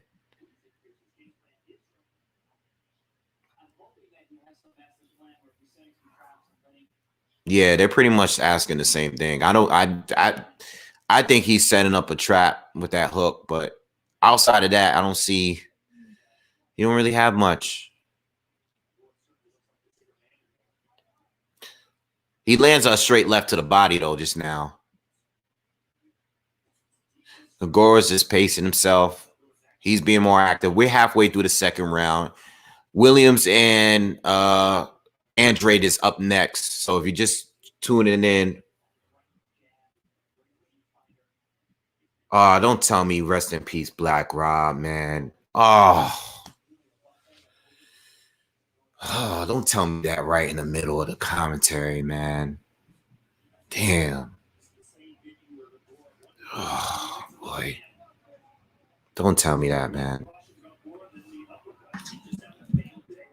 Oh, man. Yeah, he didn't look bad. He didn't look good in that video I saw. Yeah, Black Rob is gone, man. Damn. That's sad, man. It's sad. It's sad. It's sad, you know. It's sad, man. Rest in peace to Black Rob, man. Harlem legend. Sad. There's been a lot of deaths with these celebrities that like we grew up, you know, watching and being entertained by the last couple years. It's been rough. It's been rough. But rest in peace to him, you know. He didn't look good when I saw him last week, and then I kind of just wanted to go through his old, you know, his social media and stuff, and I was like, man, like, you know, Black Rob at one point had the hottest song in the streets in hip hop when he came out and with Whoa, he had the biggest song at that time, you know, and damn. You know, same with G Dep. You know, G Dep had the craziest song, and you know now he's back in prison. You know, he lost his mind and started going back to the drugs and stuff. You got to really like. People aren't aware. We just look at people as celebrities. We don't know of their, you know, lifestyle and their mental health or anything like that. We have no idea what they're going on through, their drug addiction, their relationships. You know, we don't know what they're going through. We just see them. I don't really idolize people like that, though. So the thing is, you know, I look at people, I think it's sad, you know, especially with someone that, you know, I grew up, you know, artists or actor or whoever or any celebrity I grow up. It's hard to see it, you know, even boxers or fighters or athletes. It's hard to see, especially when you grew up listening to them or watching them. But I don't necessarily like idolize too many people. Like there's some people that I really love, but I don't really, you know, like they're great at what they do. I respect what they do, but I really don't idolize people that much, you know, celebrities, you know. Like no one's above criticism. I'm a big fan of a lot of boxers, right? But I always call them out for what wrongs that they do. We're in the third round of this fight, but we're 1 minute into this fight between Gagor and Pearson, and it's not much really changing here. Pearson's not really bringing nothing to the fight, and Gagor is so far, he's definitely more active, but he's still playing it safe kind of, you know. But he's landing, he's been connecting with some straight lefts. He's been landing some nice 1-2s. He's been landing and punching through Pearson's guard. So he's definitely doing work, but he's taking his time. He's just not trying to get a quick knockout here. Yeah, Black, yes, it's official. You know, at least every major news outlet is posting it now. Yeah, Revolt posted it. Soul Hip Hop posted it. Hot 97 posted it.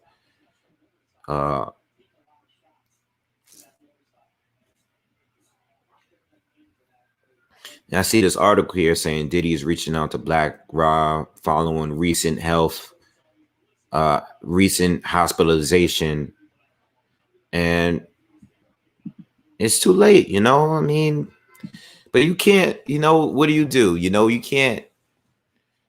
It's no one's fault, you know. I don't know what Black Rob was really going through, but it's just sad. It's just a sad situation. That's all. That's all we can really say.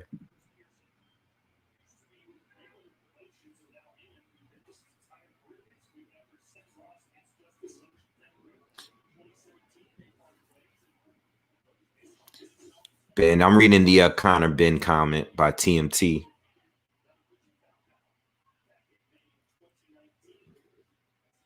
Yeah. Ben did good.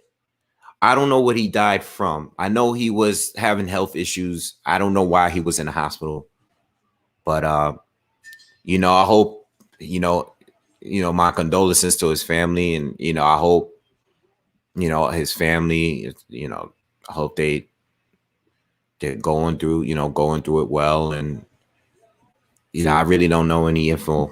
I just found that one here. He has several strokes back to back. I did hear that. I did read that. I was just listening to a Life Story, his first album, maybe like 3 weeks ago.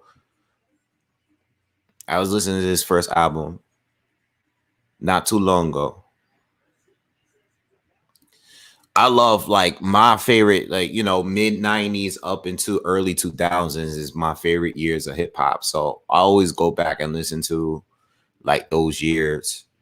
Those are my favorite years, maybe like 93 up to like 2001, 2002 are probably my favorite years in hip hop. I still listen to it, but I don't listen to like many of the new people. All right, we're in round 4. Still not much going on. So I'm like giving commentary, but it's not much to really, ain't nothing really going on right here, man. It's kind of boring. Pearson's not fighting. He's just guarding.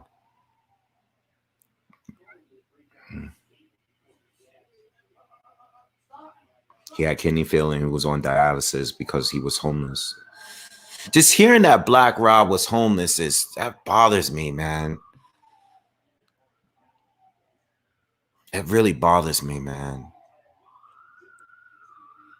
When you hear like celebrities going homeless, it's just crazy, especially when they like, on top of the world at some point. It's just like, damn, like what happened, Yeah,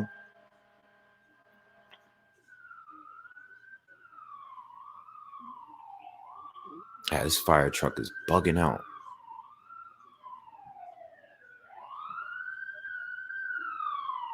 Yeah, hopefully the main fight is more eventful because there's not much going on, guys, here. Yo, do you guys think because there's nothing going on with this fight. This is boring.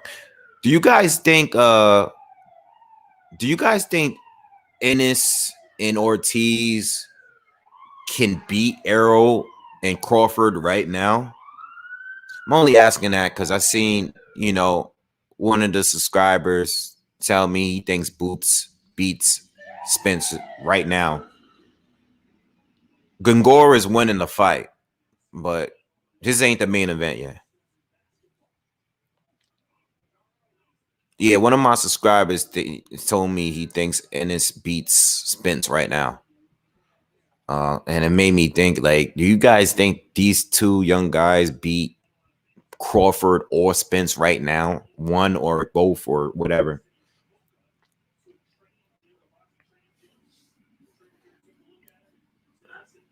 I think maybe in a couple of years, but not right now. I agree with that. I think they're too green. And like I said before, like, I've seen both Ennis and Crawford make adjustments in fights.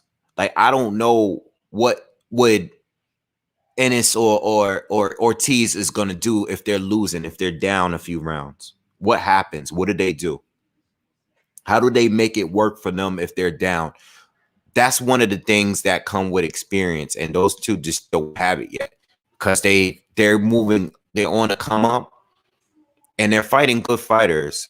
They're fighting guys they recently fought guys that are former champs. But neither one of those fighters would have beaten Crawford or Spence.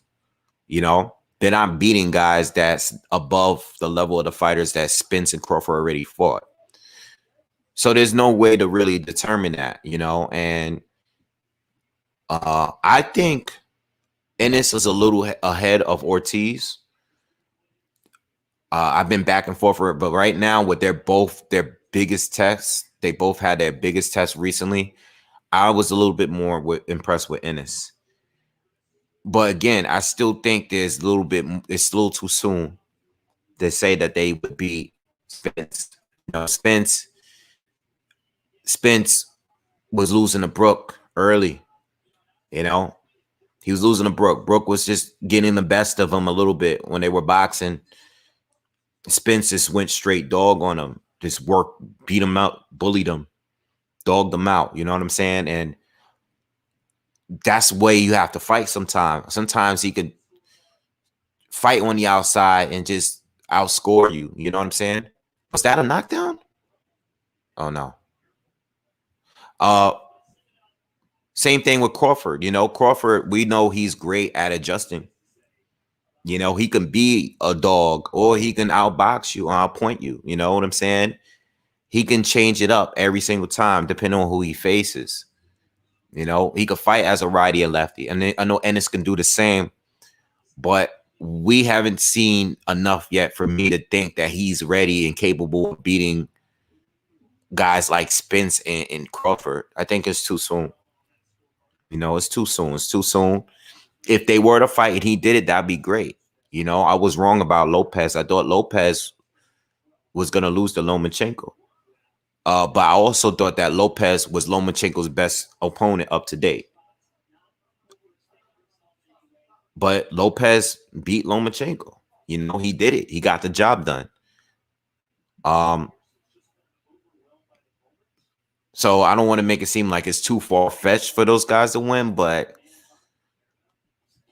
I don't know, man. I would be leaning towards Spence and Crawford if they were to fight Ennis and Ortiz like right now.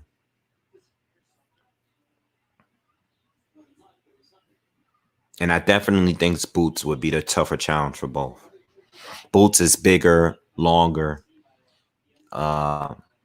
His whole style, his reflexes on a different level. You know what I'm saying? I think Ortiz is probably a little bit more textbook. All right, but I think Ennis got like that Roy Jones card on him. Like he can do things that just are not normal, you know? I think that's what makes him very dangerous for anyone already. But I just wouldn't throw him all the way in there with Bud or Spence, not just yet. You know?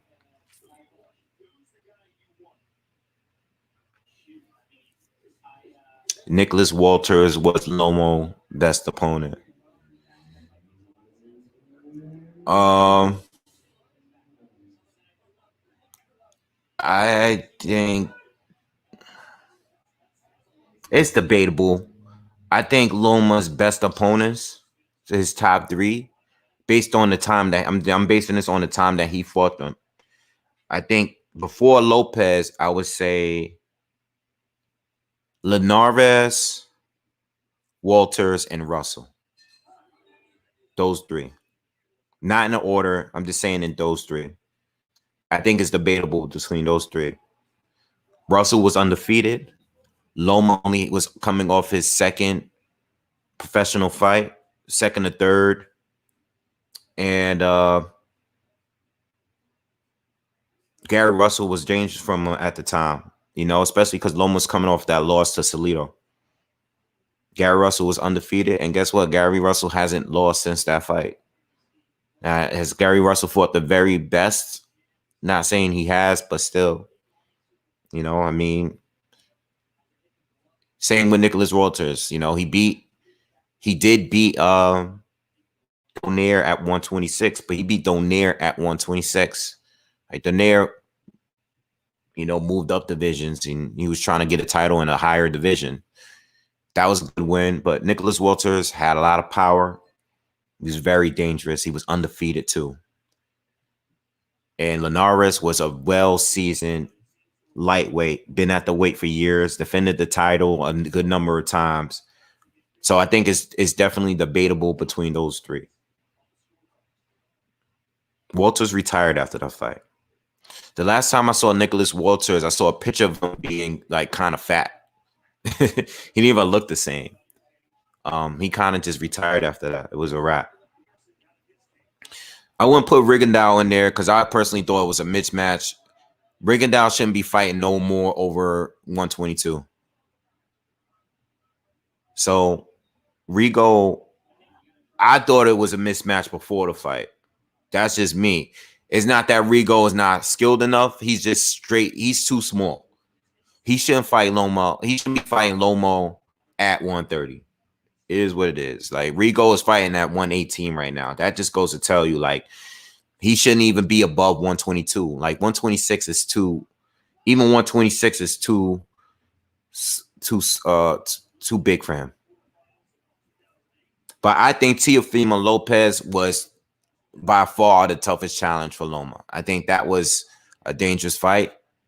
This fight is getting real ugly too, by the way. It's just like elbows. The ref is getting involved. It's just a lot of dirtiness going on between these two. But again, no one's really doing anything. I'm still got my eye on it, but I'm just waiting for the Andrade fight to start at this point. So that's why I'm just chopping it up with you guys. Yeah, I really wanted Linares and Mikey Garcia to fight. And I wanted Lomachenko and Mikey Garcia to fight. You know, I'm kind of disappointed that Mikey went up and didn't fight neither one of them, you know. But yo, if Taylor, Gongora's giving to him now. Now he's letting his hands go. Now he's fighting this dude. Like, he's trying to get him out of here. That's what you need to do, though. This is a fight. Like, look, let's get it. Yeah, he's going body. Yeah, he's going to his body, got him on the ropes. Pearson is smiling and stuff, but he ain't throwing nothing back.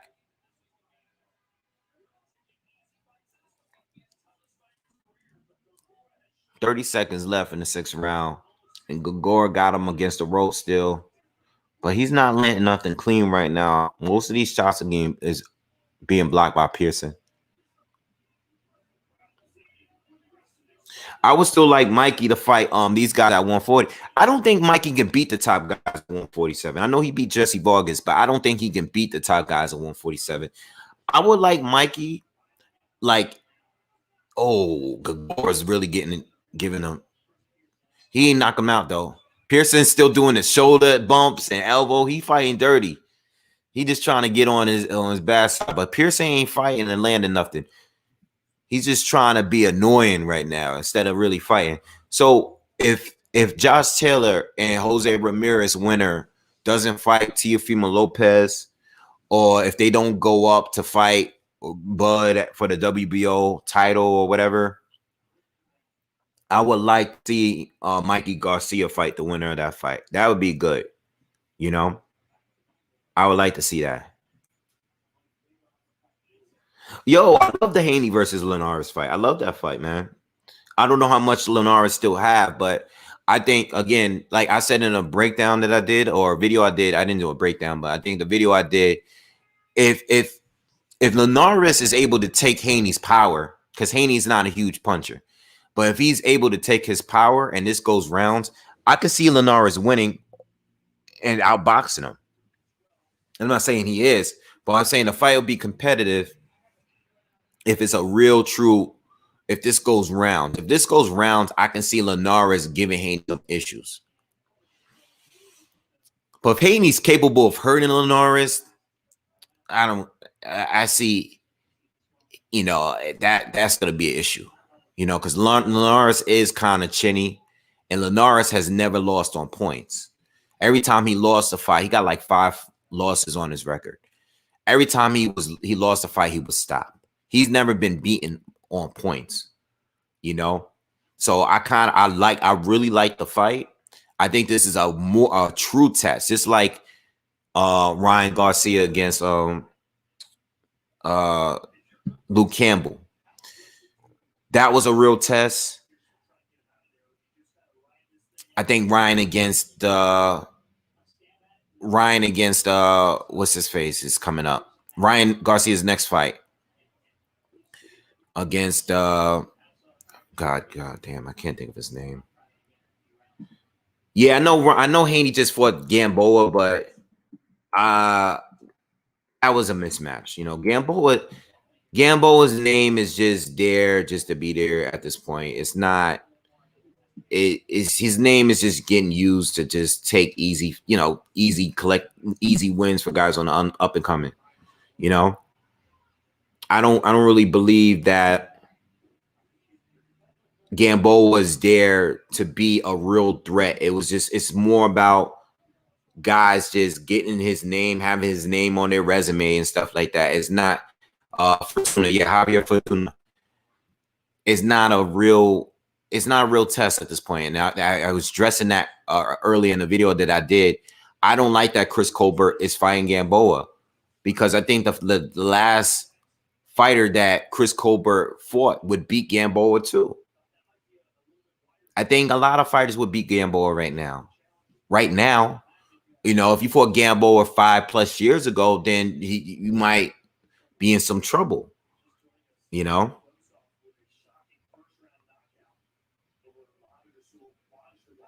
Yeah, the pressure is on Haney because Haney is not, no one wants to fight him.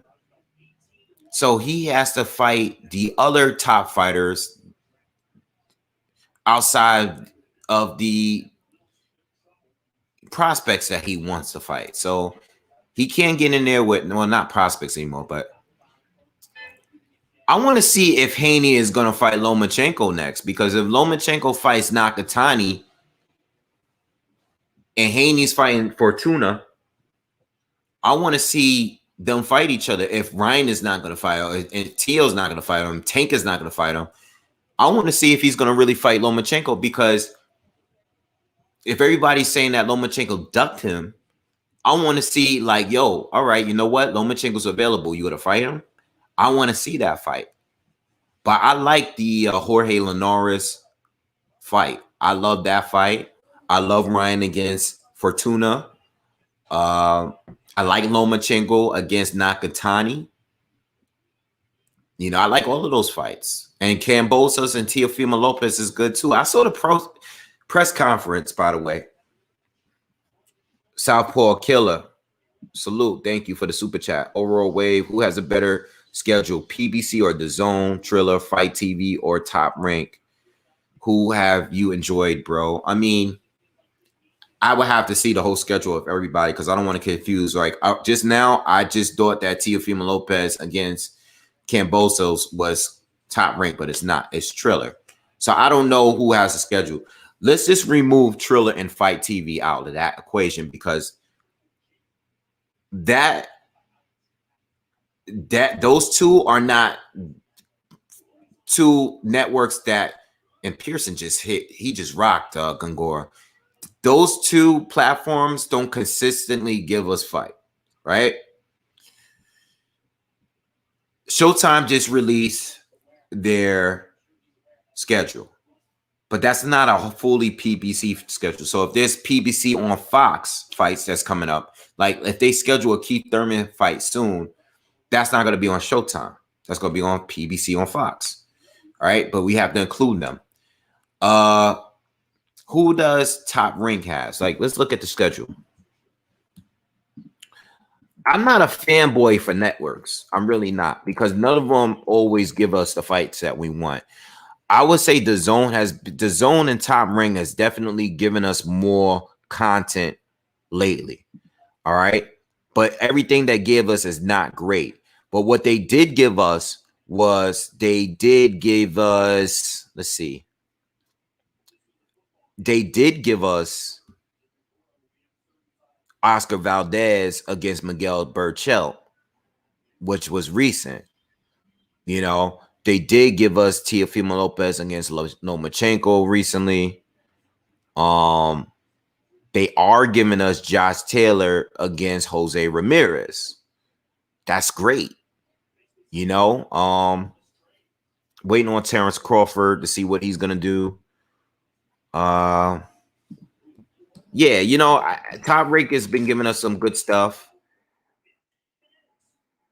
What? It's a knockdown? So look, we gotta look at. Now he's done. He's done. All right. Thank God that fight was over because that fight sucked. All right, so let's see what's coming up. You got Navarrete against Diaz, Christopher Diaz, which is a decent fight. A solid fight. Canelo against Billy Joe Saunders on DAZN. We got Ramirez and Terra. I really brought that up. Haney versus Linares on DAZN. Ryan Garcia against Fortuna's on DAZN. I don't know. I can't say who's the best, but I would probably say it's between DAZN and Top Rank right now. I don't think PBC is doing enough right now, and they have a lot of fighters that's just kind of benched right now. And the ones that are fighting, like, this schedule is good. I like the schedule, but it don't have. It's not like Jamel Charlo against Brian Constantino is a great fight, and that's the best fight on that card. But it's still better fights right now that I can say that, like, that's good. All right, you know what? I'm not even going to say that because this fight didn't happen yet.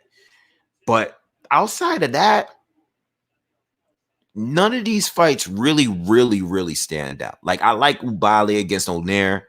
I like Rigo against Casemiro. Right? But I like them, but I can't say that these fights on this schedule is like I must cover. Like, you know what I'm saying? Like, I can't miss. Only Charlo against Castaño. That's it. That's it. So, I mean, I don't know, man. I don't really do the network. I just want to see the fights. DAZN don't always give us the fights that I want to see, and neither does Top Rank, you know. I didn't want to see Jamel Herring against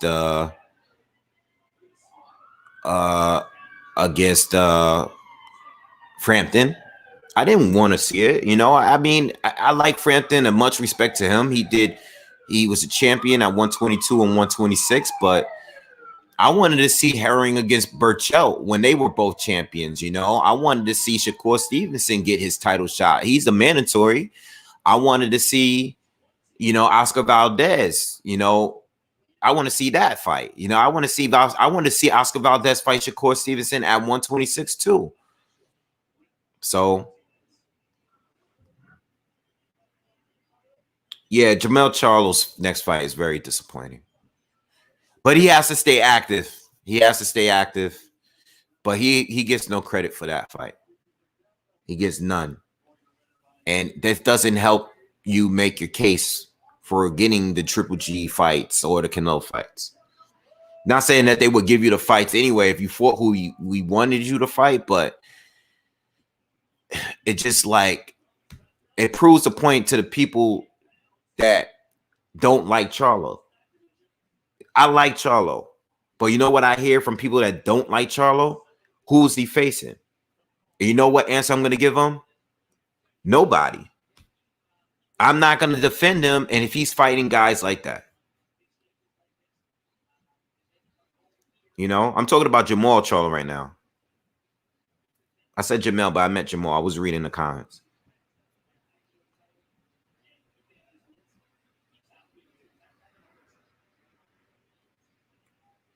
Gonzalez, Estrada and Gonzalez would enjoy and destroy Uncasas. I just don't see Uncasas being on a level as the other champions in that division.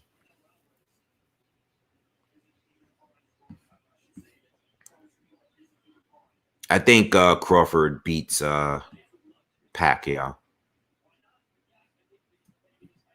All right, so yo, the main fight is up next, coming up next.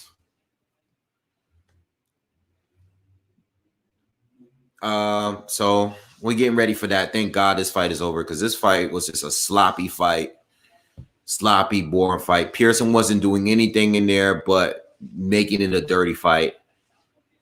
The good win from Gongora. And I want to see him against the other top guys at 168. I want to see what he can do, you know. I would like to see him. He's an IBO champ, but I want to see him against some of the other guys. Excuse me, at 168. So if we can get a Benavidez fight or whatever, you know, whatever top fights we can get, I want to see him against somebody. I would rather see him against Benavidez than seeing Uzcategui. You know,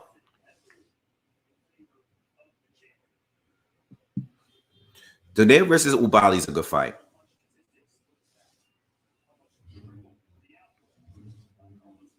Yeah, I heard Triple G is going to be fighting Murata. I heard that maybe yesterday. I seen that somewhere.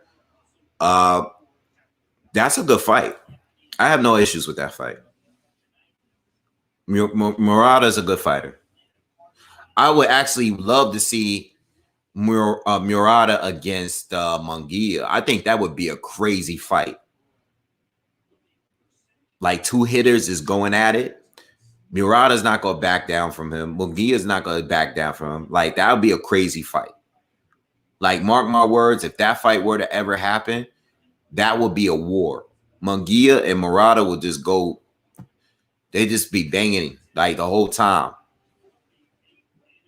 You know, that wouldn't be a boring fight. I would like to see that fight. I think Triple G beats Murata and Munguia. Even at his current age, I still think he beats both.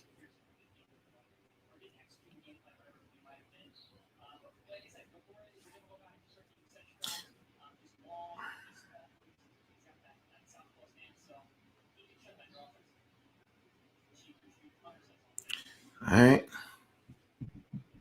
One more fight to go. Let me see. It's still kind of early. Hopefully they get the fight going next, and hopefully don't draw it out too long. We'll probably be sitting here for a little bit, waiting before the Andrade fight starts. What time does the Jake Paul fight start? 9 p.m. 9 p.m. Eastern. It's kind of late.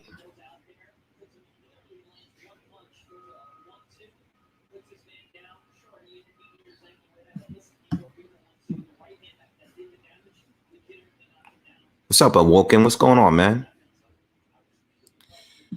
What time is the Tony Harrison fight? Tony Harrison.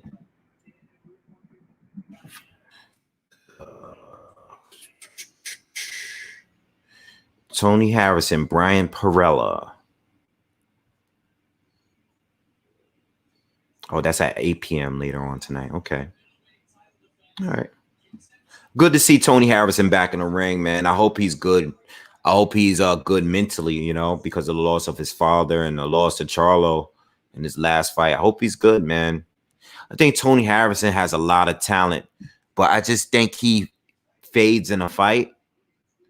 And I think he could be a bit chinny, you know. He was definitely beating Charlo in that rematch on points.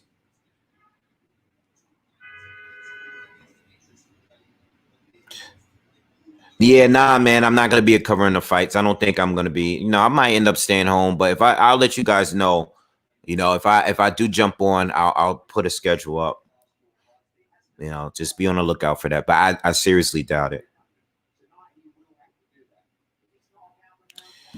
And Nue doesn't have anything scheduled for right now. We were speaking on him earlier. He doesn't have anything scheduled, you know. But everybody else is scheduled in the division. You know, we have Ubali against Donaire, and we have Rigo against Casemiro. So, you know, we just that's all we got for now. You know, I'm thinking he's gonna fight someone in between, you know, or fight the winner of one of those two fights. I know he definitely wants to fight Ubali because Ubali beat his brother. Now, I'm interested to see who's gonna win between Ubali and Donaire. Can't wait to see that fight. I want to see who wins that. I'm pretty sure he's going to fight the winner of that or the winner between Casemiro and Rigo.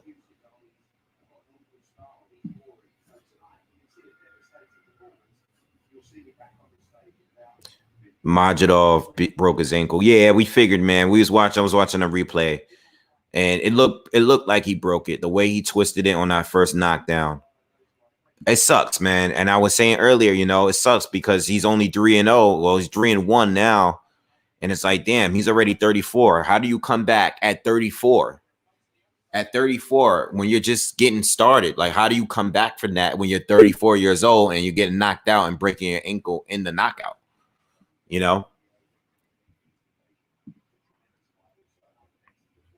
So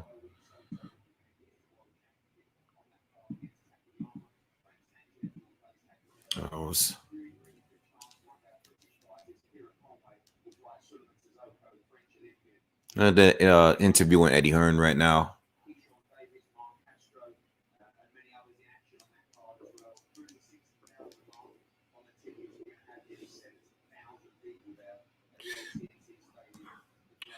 Do you guys think anyone thinks here that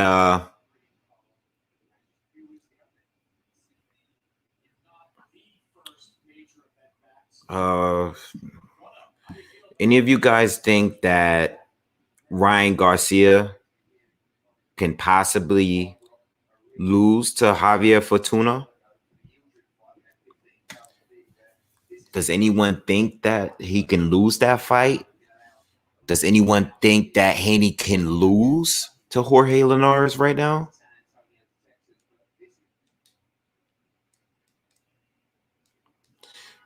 I think Eddie Hearn can't get an Andrade fight because I don't think they're going to give the money up to make that fight.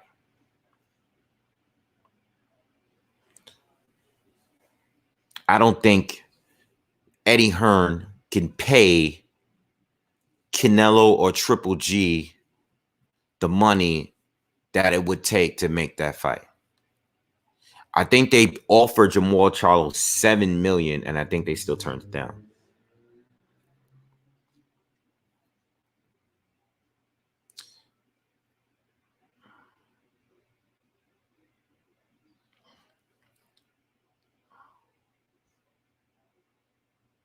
Ryan defense still sus.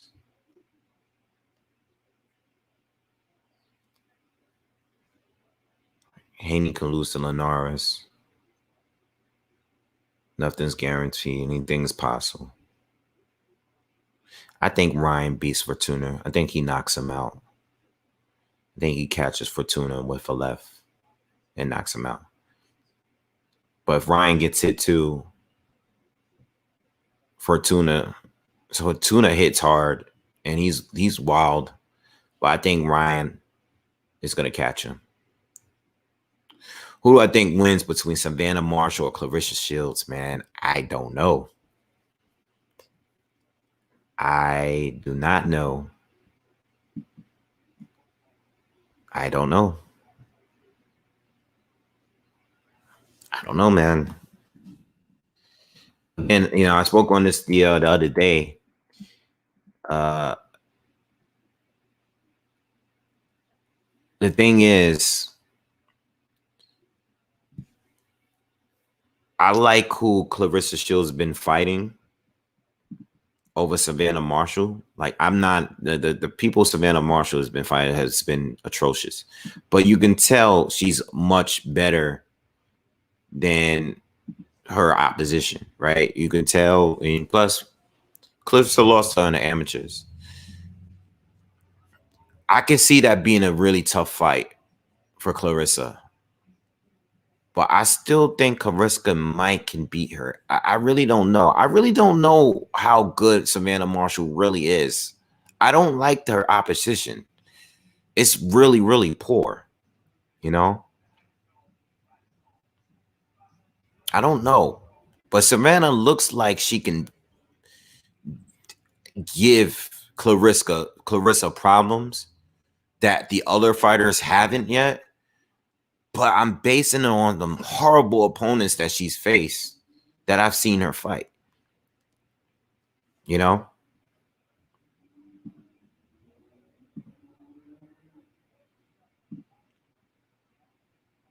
I hope is everything sounding good? If my internet keeps like freezing on my end, I hope it's not freezing for you guys.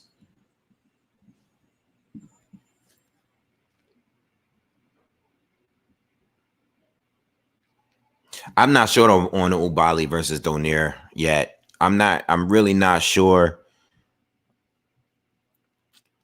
You know, I think Ubali I've seen fight a couple times. And Donaire, oh, excuse me, Donaire is getting older. He hasn't fought in a while. I'm not sure, man.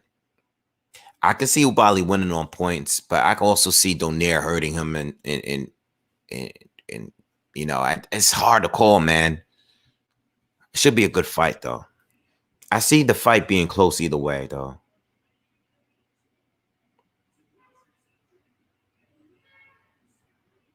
Do I think White versus Joshua 2 ever happens? Yeah, I see them fighting in a couple years again. I could see that happening. I could see it happening.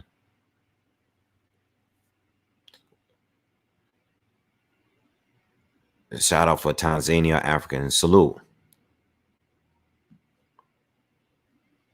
All right, so listen, if you guys are just joining us, we are still waiting for the main event to start. They're pretty much typing it up at some point. I heard that their ring walks were at 6 p.m., which is a whole half an hour from now. So, you know, let's see if they're going to come out earlier. I don't know if they're going to come out earlier or not, but we're just waiting for the fight to start at this point.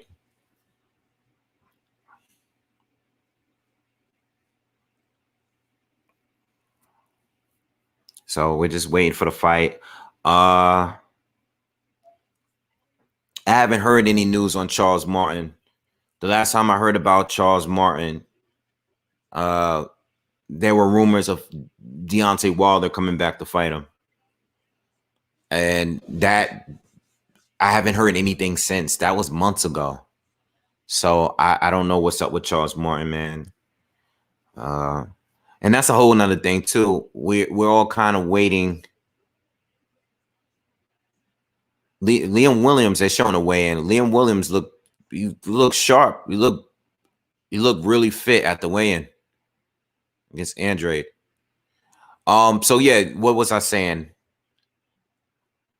Yeah, I haven't heard anything. I think a lot of people are kind of sitting down and waiting to see if they can get a shot at Deontay Wilder, because there's a lot of PBC. There's a lot, yo. Liam Williams played with this, grabbed this dude dreads. That's pretty funny. I think a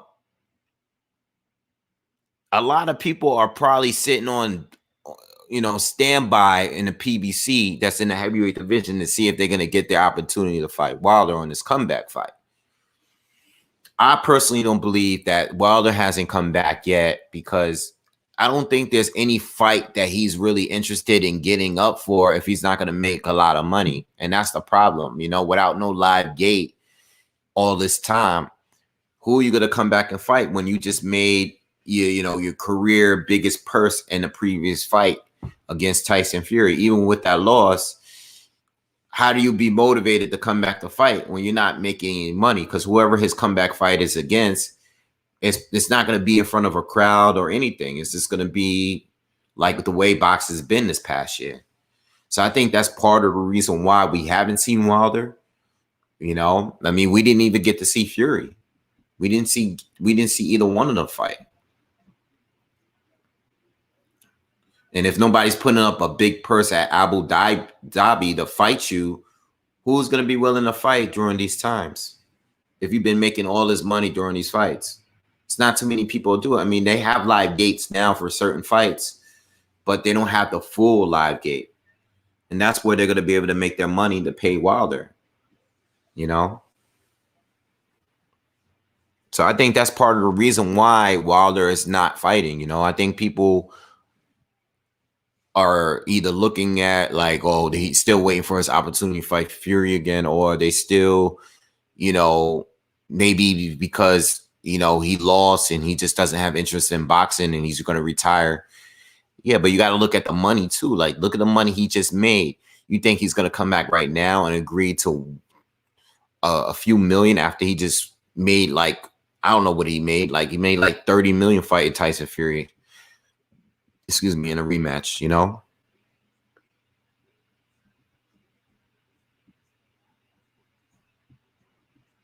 And we didn't see Fury because he's not a draw outside of Wilder or AJ. Rest in peace, Black Rob. Yeah. Wilder versus Big Baby as an exhibition. Nah, I don't want to see that. I don't want to see that, man. I want to see, you know, I was fine with him fighting this dude, Charles Martin. I was cool when I heard that he was gonna come back and fight Charles Martin. I was like, all right, I'm cool with that. I'm better with that than Chris Andy Ruiz fighting Chris Areola. I like Areola, but I don't want to see him fight Andy Ruiz like right now. You know? Wilder versus Charles Martin on his first fight back is fine. I have no problems with that fight.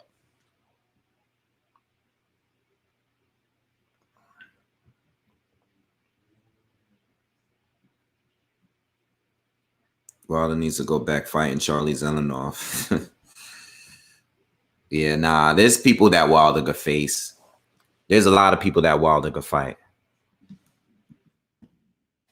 on the PBC or on the PBC side.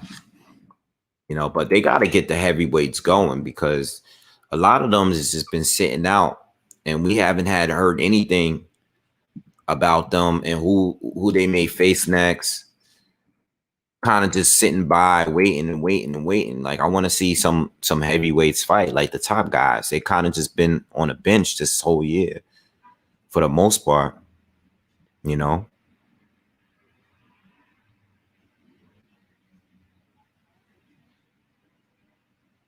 upset coming.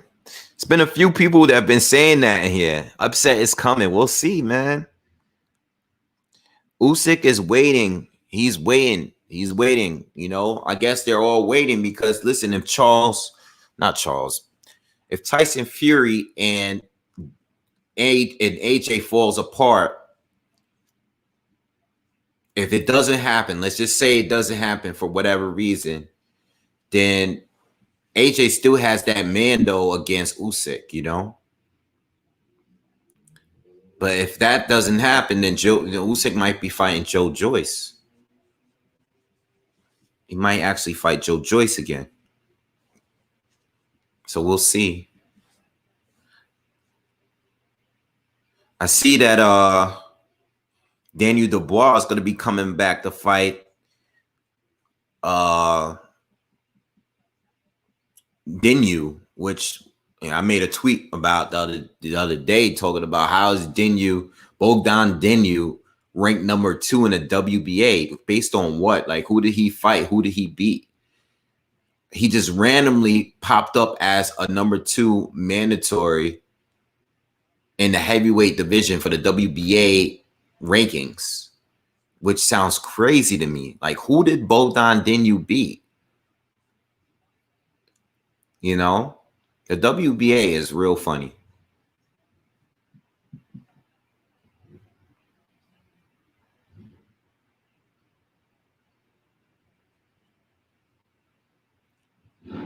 Do you think Haney? I don't think Haney pitches a shutout against Linares. I think he's capable. I mean, I don't know. I know Haney doesn't have the biggest power, but I also think that you know, Linares is kind of chinny. But I don't think he pitches a shutout against Linares. I think Linares, if this is going to go the distance, I think it's anybody's fight. You know, but if it's going to go the distance, but if it's actual a knockout, I see Haney stopping him more so than Linares stopping Haney.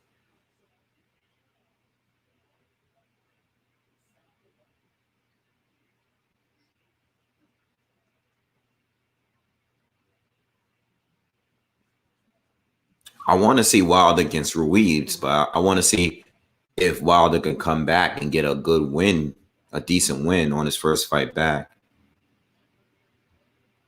All right, so these guys are coming in the ring now.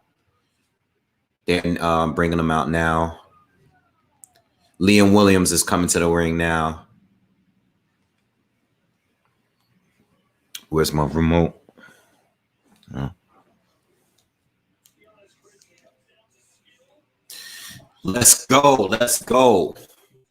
Few of y'all said that Williams is going to pull off the upset. We'll see, man. We'll see. I hope that don't happen, but if it happens, it is what it is.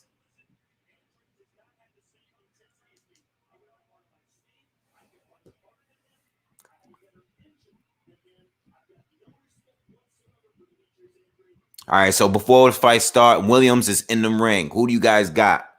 Let me know all the way down. Everybody, we got 85 people in here. Let's get those likes up. Who do you guys got for this fight?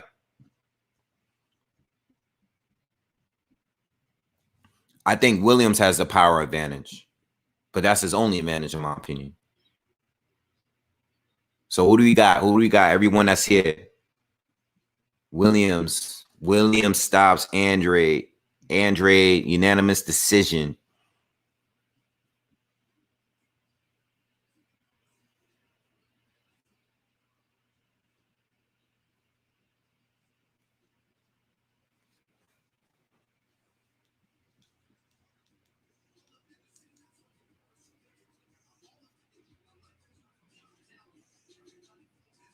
All right, Andrade getting ready to come to the ring.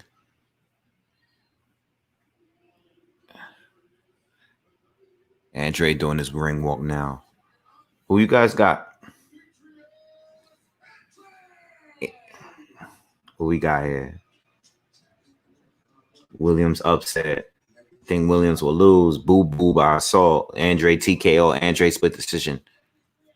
Andrade will stop Williams in 9. Andrade by split. Andrade. Boo boo mid round stop. Andrade late TKO. Andrade.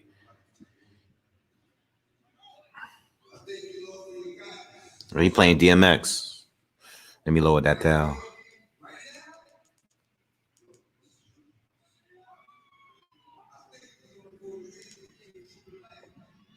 Wilder would spark Charles Martin. Yeah, it's still a good fight, though. Good comeback fight. Good comeback win.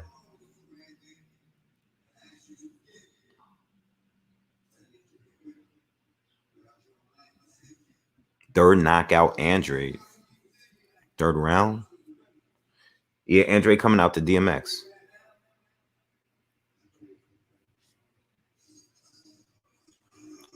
I mean, me personally, I hope Andrade gets a stoppage. I hope he gets a stoppage. I hope he looks impressive, but we'll see. I think Williams is a good opponent to have, but we'll see.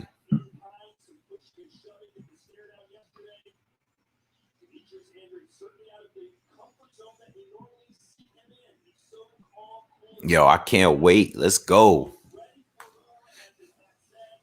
These dudes really don't like each other. Yo, I feel the energy. Yo, Williams is talking. Williams is getting into his face before the fight. All right. All right. He trying to get in Andrade's head. I'm kind of interested in this now. Hope he's able to back that up now. Let's go.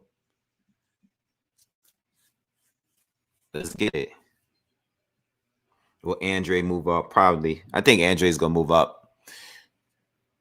He can't get the fights he wants, so he's probably going to move up. I think he is. But even if he moves up, is he going to get the fights he wants up at 168, I don't think he has to move up, but I mean, if he moves up, is he going to get a shot at the WBO title holder? Who owns the WBO title right now?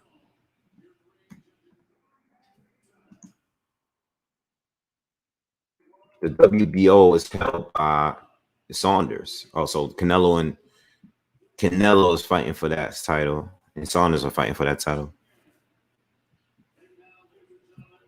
I mean, if he would move up, he would be the mandatory.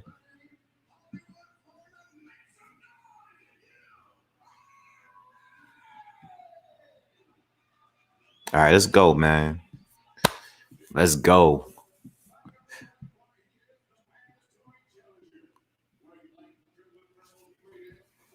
Let's get it. Let's get it. Maybe Andrade should move up, because if he'll have a mandatory, maybe, you know, you never know. If Canelo can't secure the plant fight, if he is to beat Saunders, maybe he would fight Andrade just because Andrade is his mandatory. Maybe not.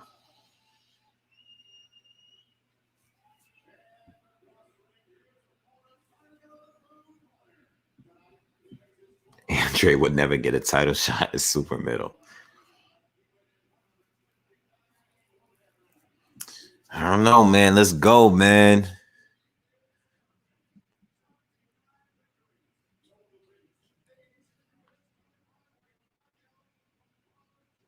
I got Andrade, man. I got Andrade.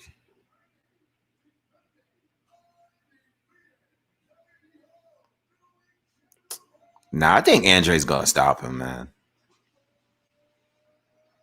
It's not going to the decision. I think Andrade's gonna stop him. I think Liam, the way he is, he's so aggressive. I think he's just gonna get hit more than he's used to getting hit, man. And Andrade's gonna end up stopping him at some point. I think it's gonna be based on accumulation.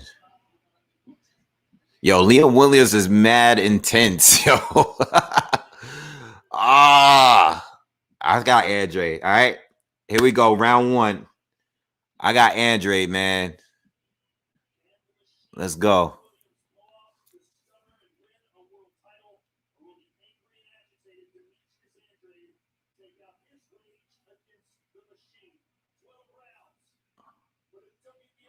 Williams said would be a red balloon. All right, here we go. Round one. All right, let's go. Andrade touches something to the body. Andrade's moving. He's moving around, shooting jab. 1, 2, 3. Woo. Liam's coming forward. Andrade's on the ropes.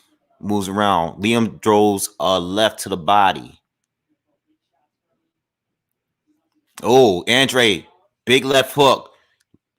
Liam's face is red already. Oh, Andrade. Oh, Liam's hurt already. Andrade's trying to get him.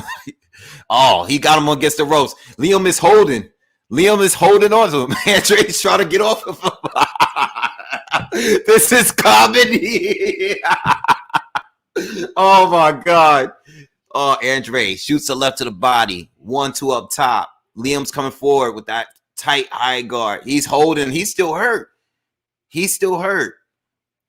he's battered. He's hurt. Oh, come on, the ref. Let the fight continue. The ref is talking to them both. He's giving them some kind of warning. Liam's face is already red and swelling is there. Oh, 1, 2 by Andrade lands again, right through the guard. Liam is trying to get close to him. Oh, step back. Andrade steps in with an uppercut. Barely misses. Yeah, Liam is hurt. He's wobbling. We're only halfway through the first round, y'all. Only halfway through. Liam just coming forward again. Andrade's on his back foot, tied up again. Oh, Liam throws his shoulder into Andrade. All right, the ref gives on a warning. We're just above. We're a minute left in the first round. So Liam seems to be okay now. So the action slowed down. Everything's calm. Another straight left landed by Andrade. Liam has just been tying up over and over again. Uppercut by Andrade misses. Liam's starting to come forward. He's starting to march forward, trying to get inside. Andrade is standing his ground, though. Andrade is not moving. They're both in the center of the ring right now, exchanging. But Andrade's landing more. Liam is still trying to put that pressure on him. He's still just marching forward. Lands a jab. Nice counter jab by Liam Williams. 17 seconds left in the first round. Andrade back to moving. A lot of tying up. All right. Straight left landed by Andrade. Uppercut landed by Andrade. Liam lands 2 left hooks. Round done. Round 1's done. Definitely an Andrade round. Dominated him the first minute. But Liam Williams finished kind of strong. Landed a few shots towards the end. Funny round, though. The round started. It was hilarious in the beginning. I thought he was going to knock Liam Williams out in the first 20 seconds of the fight.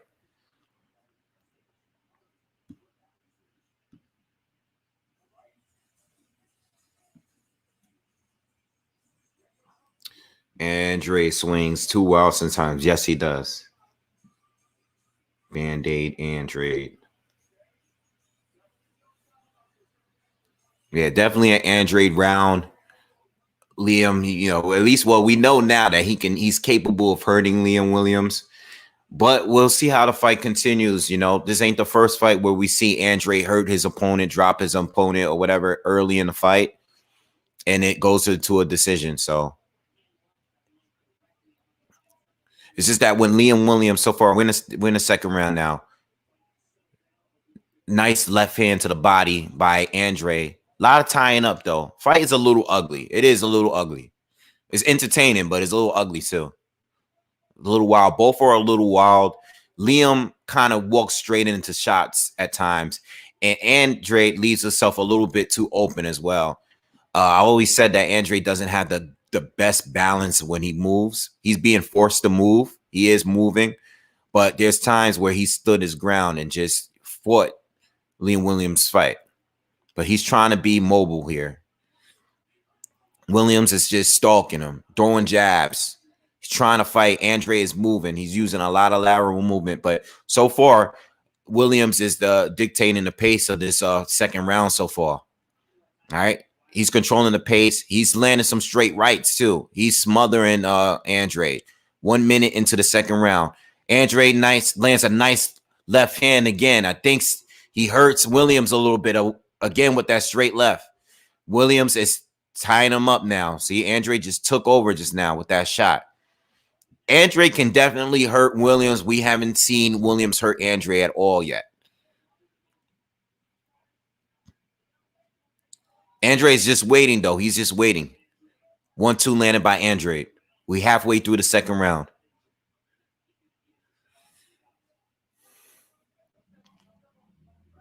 Tied up again.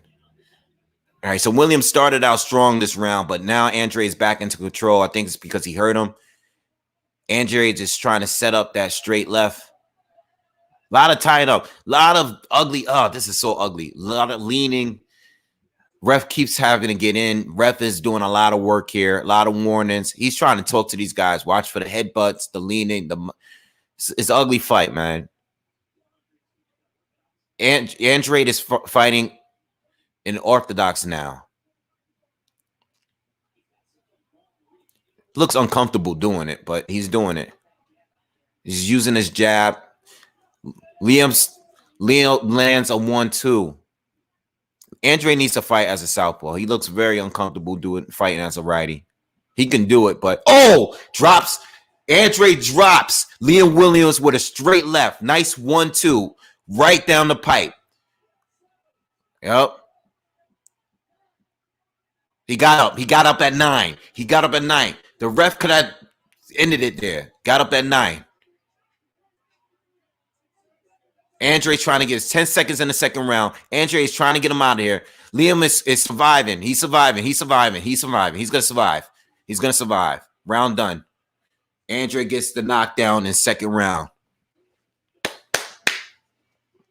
Yeah. 2 rounds in, 2 clear rounds for Andrade, knocked down in the second round, hurt Williams in the first round. Let's see how this continues, man. Williams had a little success early in this round, but I think Andrade was just taking a little bit time off. I think he was a little winded from the first round. Oh, excuse me.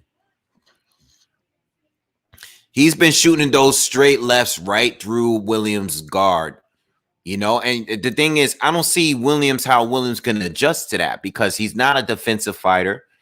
You know, he's very flat-footed. He doesn't have the reflexes. He's not moving his head. He's just a straightforward kind of guy. And Andrade just keeps landing that straight left. All right, so we're in round 3, y'all. Williams is back on the hunt. He's coming after Andrade. Andrade's just looking to set him up. Hit that like button, you guys, on your way, and hit that like button. All right, so Williams just stalking him right now. Andrade looks like he's just, you know, he's being defensive. He's looking. See, I see what Andrade is doing. Andrade's just taking his time right now. And he's going to go on an assault in the later half of this round.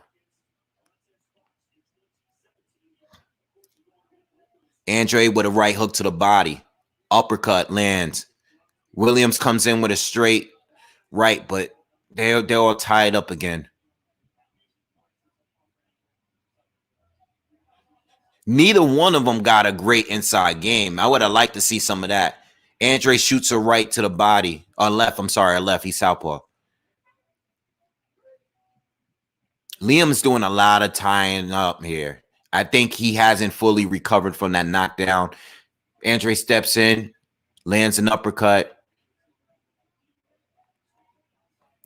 Jab lands for Williams. Williams is just coming forward with that high guard.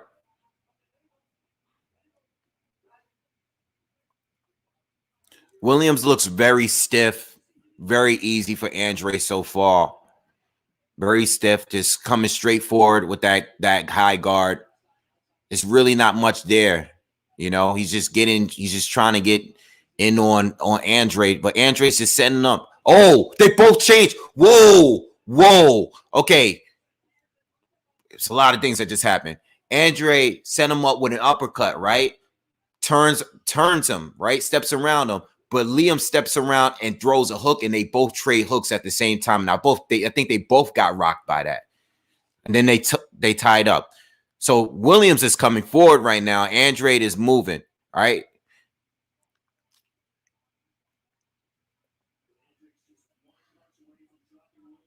I think Williams hurt Andrade with that shot. Andrade slowed down. Andrade is Williams is in control right now. I think he hurt Andrade with that shot. Boxing Gyms, thank you for the super chat. Appreciate it, brother. Yeah, I think he hurt Andrade with that shot. I think he did.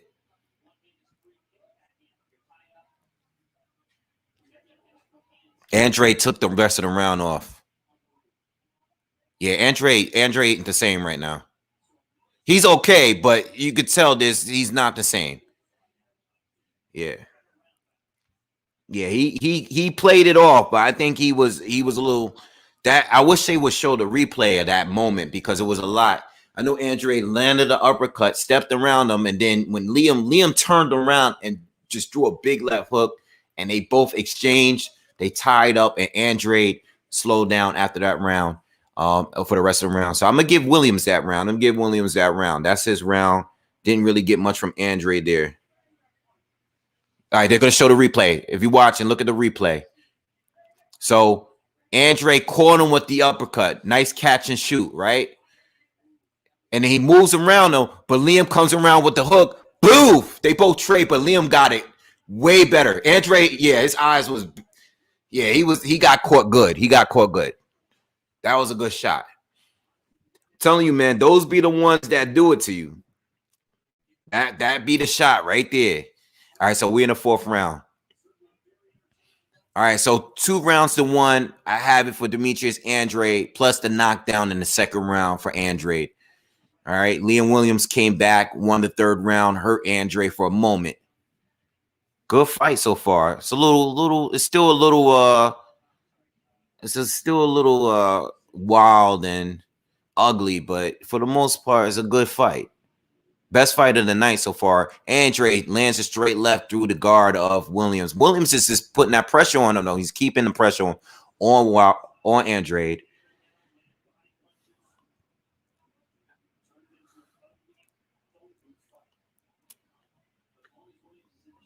Oh, Andrade just throws a combination, but misses.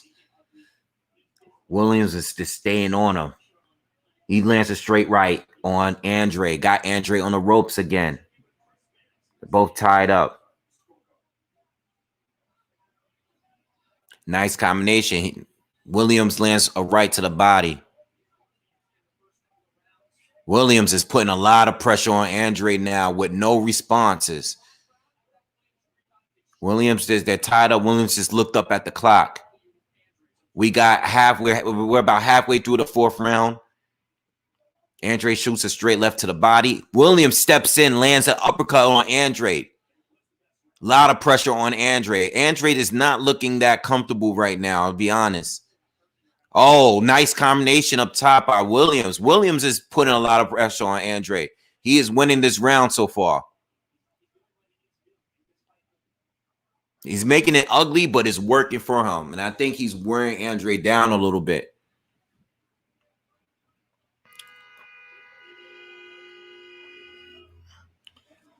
Oh, this is a fight now. Andrade shoots a straight left, but Williams returns with a straight right. A lot of tying up in between the shots, though. A lot of tying up. Not a lot of clean shots being landed in this fight.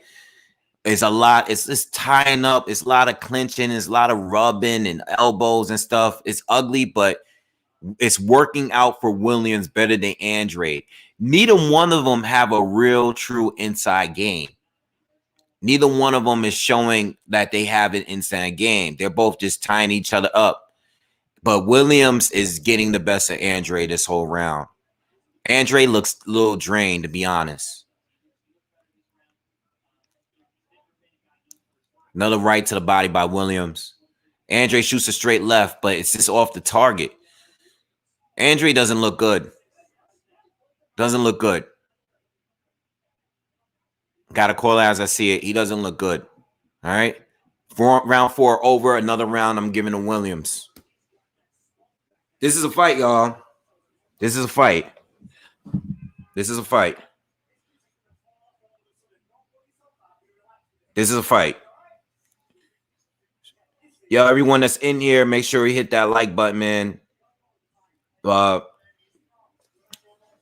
have it 2-2.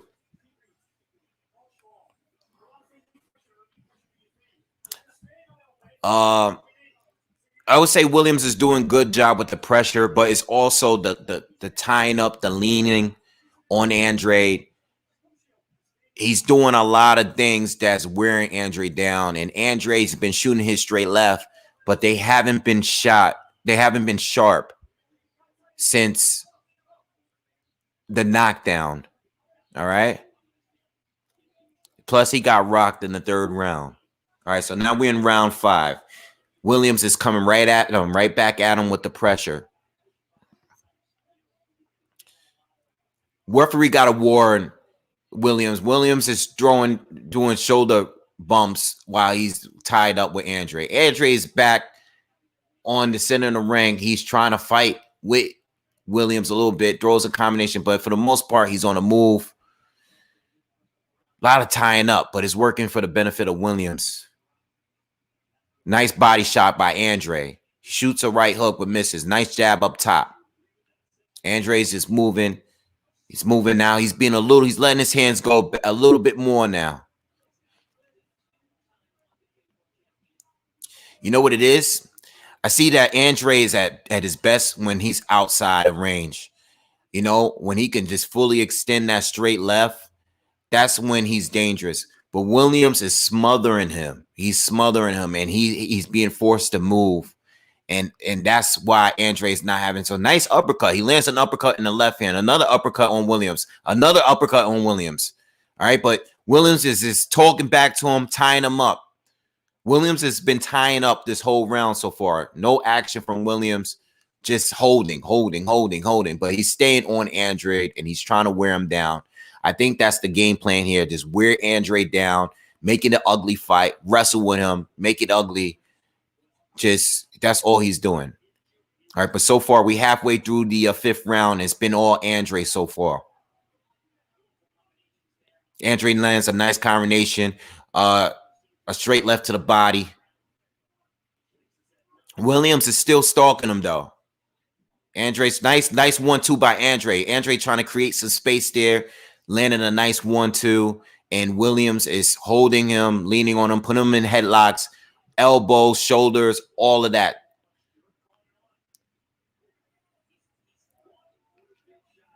Yeah, nice uppercut, but again by Andrade. Now they're tied up again.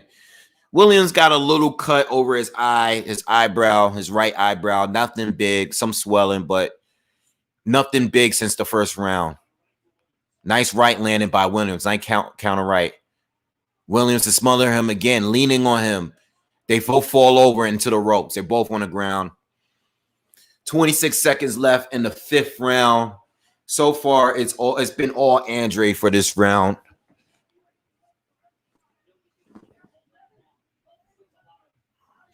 All right, so nice 1-2 again by Andrade. Andrade gets a left hand through the guard.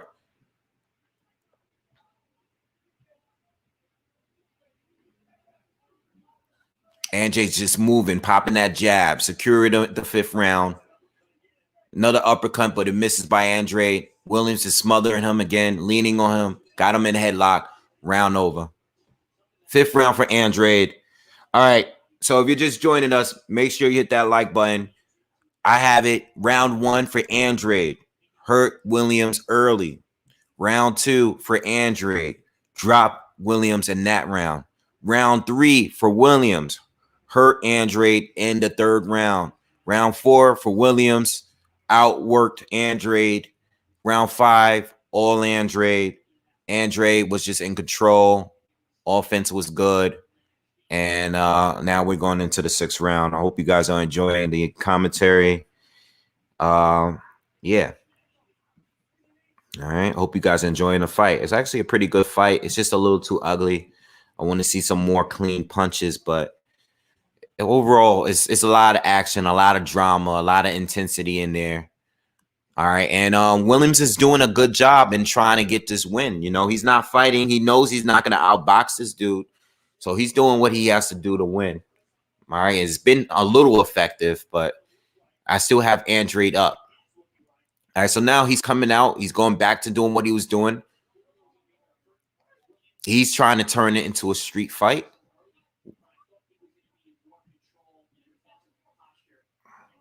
Nice jab to the body by Williams. Andrade shoots a straight left to the body, turns around him. They're all tied up again.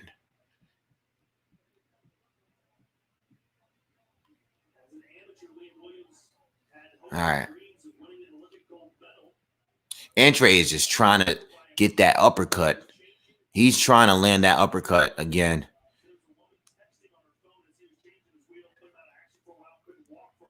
Andrade keeping that jab out there. Williams is still just trying to get in. Not much action so far. Wait. Something happened. The ref has separated them two. He said he got poked in the eye. Andrade's saying that Andrade's complaining to the ref about he poked him in the eye or he did something.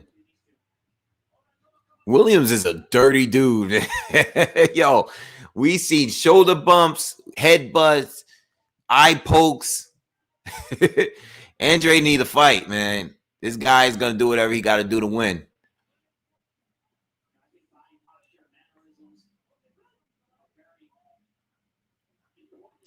All right, so the way I've seen it, it's not much going on in this sixth round. It's the least amount of action here. Like, no one's really doing much of anything. We're a little over a minute left in the sixth round. Williams is being the aggressor, but he's not landing anything. Andrade just landed 2 left hands, by the way. He's moving in boxing, but Williams, he stepped around, caught Williams with a good combination there.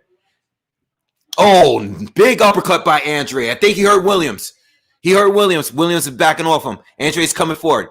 Andrade got to see. Andrade, listen, if he thinks he's going to win this fight, Andrade showing he has poor stamina. Andrade's stamina is not good for this fight. It's not. Another uppercut landed for Andrade.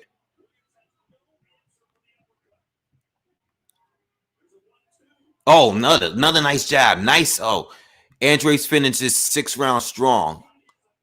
Oh, another uppercut. Williams is just taking him and he's walking forward. He's walking right through him. That uppercut has been that money shot for him in this fight. Even more so than the straight left. Oh, Andrade tosses Williams to the ground as he steps around him. And round 6 is over. Big round for Andrade. Good, strong finish for Andrade. All right.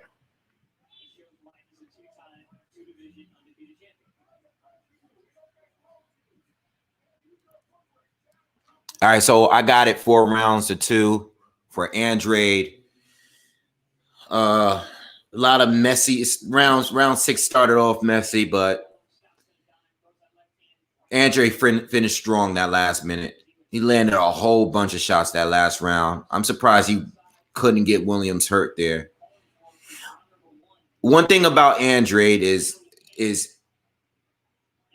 he doesn't have much of an inside game. You know, he needs space to really, really work at his best.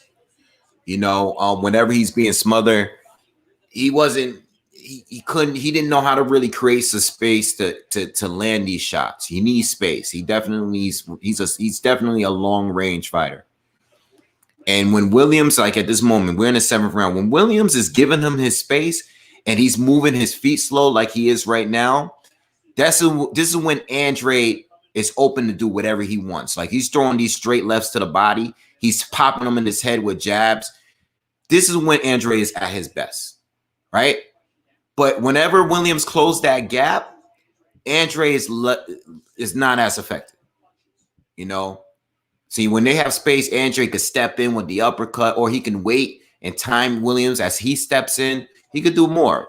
When he's moving and stuff, he could do more. But Williams is starting to slow down, and I think that's the problem.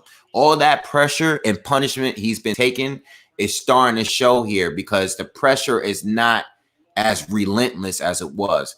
We're 1 minute into the 7th round. It's been all Andrade so far. Williams is slowing down on the pressure.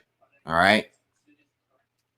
Andrade's been dealing with him a little better last couple rounds. Very ugly fight still. The ref always has to constantly break these two up.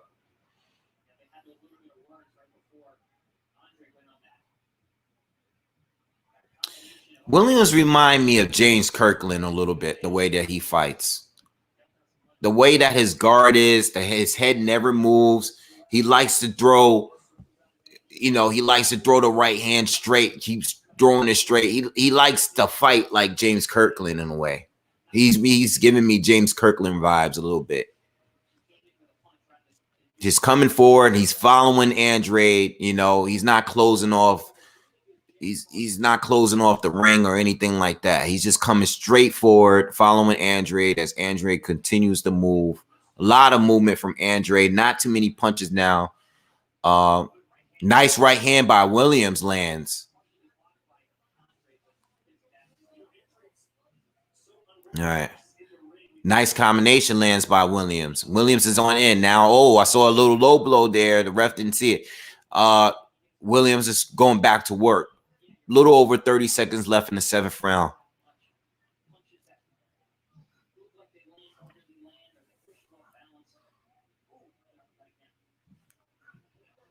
All right, they just tied up wrestling. Williams has been in control this last minute ever since Andrade slowed down. Oh, combination landed by Andrade. Williams lands a straight right hand. Andrade lands another uppercut. He hurt him. He hurt him. Oh, Andrade's all over him. Finished strong. Williams tied him up.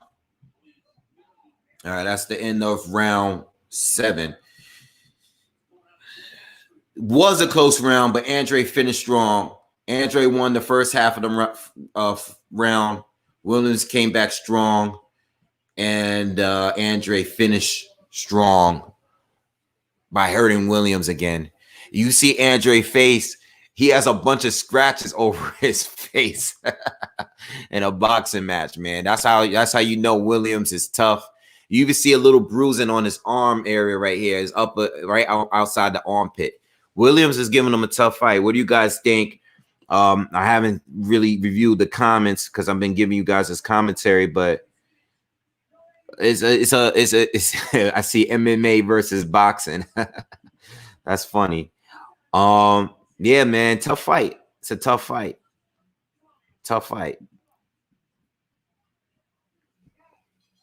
All right, here we go.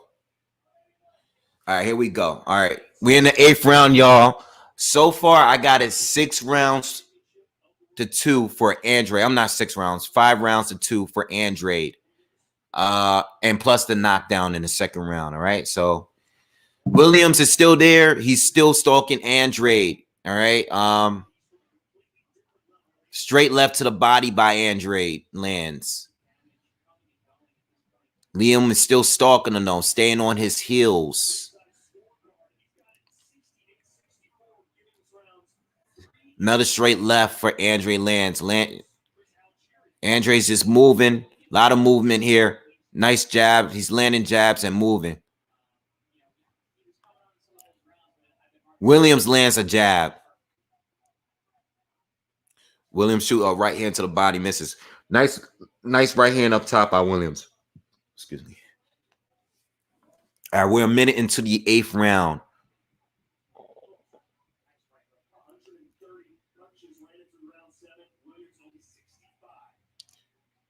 Nice straight left to the body by Andrade. Very nice body shot. Williams is talking to him now after that. Williams is shooting a jab. Andrade is moving his head. Andrade moves, lands 2 jabs up top. And now they are tied up again on the ropes. We are halfway through the 8th round. So far, Andrade's in control. But Williams is staying on his heels, keeping him moving, keeping that pressure going.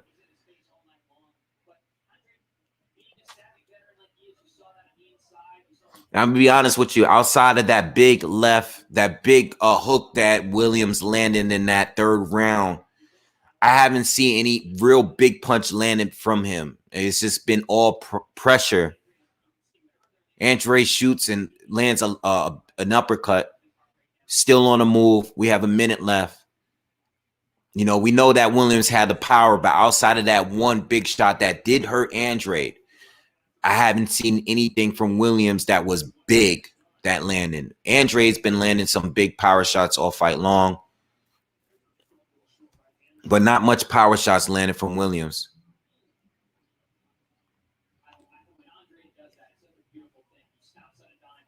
Andrade's just keeping him out of range. He's trying to set up the straight left. Landed a couple. Now they're tied up. I think Williams is bleeding a little bit across his left eye on the outside of the eye. Nothing, it's very small, but I see him wiping the blood off every now and then. We 10 seconds left in this 8th round. It's been all Andrade so far.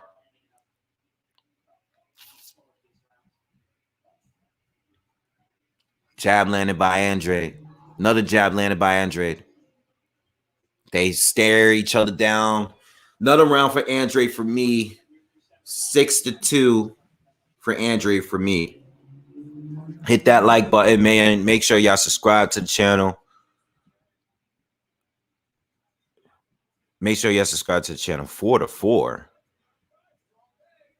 All right. 4-4. That's crazy.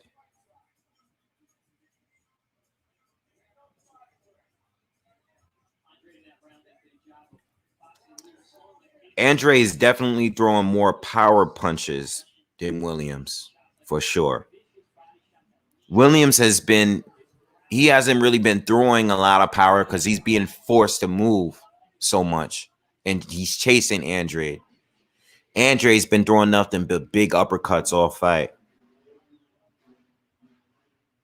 I have Andrade winning 6 rounds to 2, plus he got a knockdown.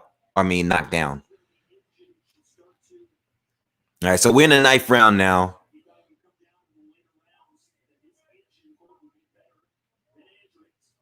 All right, let's see what Williams do.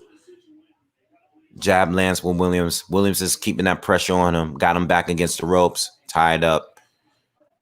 Ref's breaking him up again. It's been like that all night long. Uppercut lands for Andrade partially. Nice 1-2 landed by Williams. They're tied up in the center of the ring. Nice right landed by Andrade.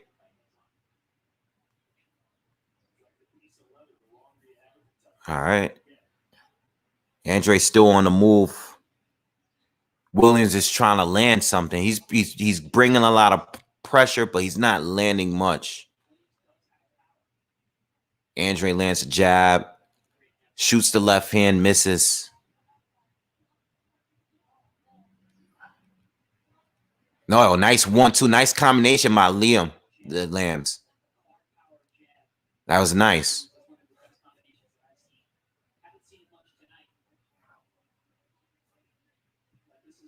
All right. Liam is in control right now. Andrade's not throwing anything. Liam's is coming in. He's shooting right hands. He lands another right hand. All right. Andrade looks slow this round. Another right hand lands for Williams. Another nice 1-2 lands for Williams again. He's moving. Oh, another one by Williams. Oh, he hurt. Did he hurt Andrade there? It's a camera angle. I can't tell. Andrade is holding on tight. I think he hurt Andrade. Okay. I think Andrade is hurt. I think he's hurt or exhausted. I don't know, but Williams did land a right hand, and the camera was right behind Andrade, so it was from the angle. It's really hard to tell. All right. All Williams this round, by the way. 9th round, clear round for Williams. Big round for Williams. This looks like the 3rd round where he hurt Andrade a little bit.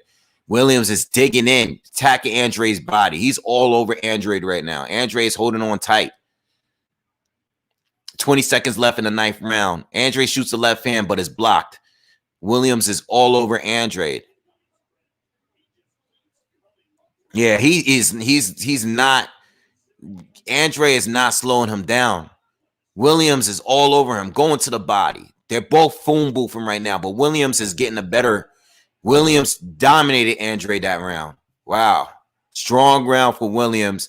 If you're just tuning in, I have his score 6 rounds to 3 for Andrade, but this has been the best round for Williams since round 4.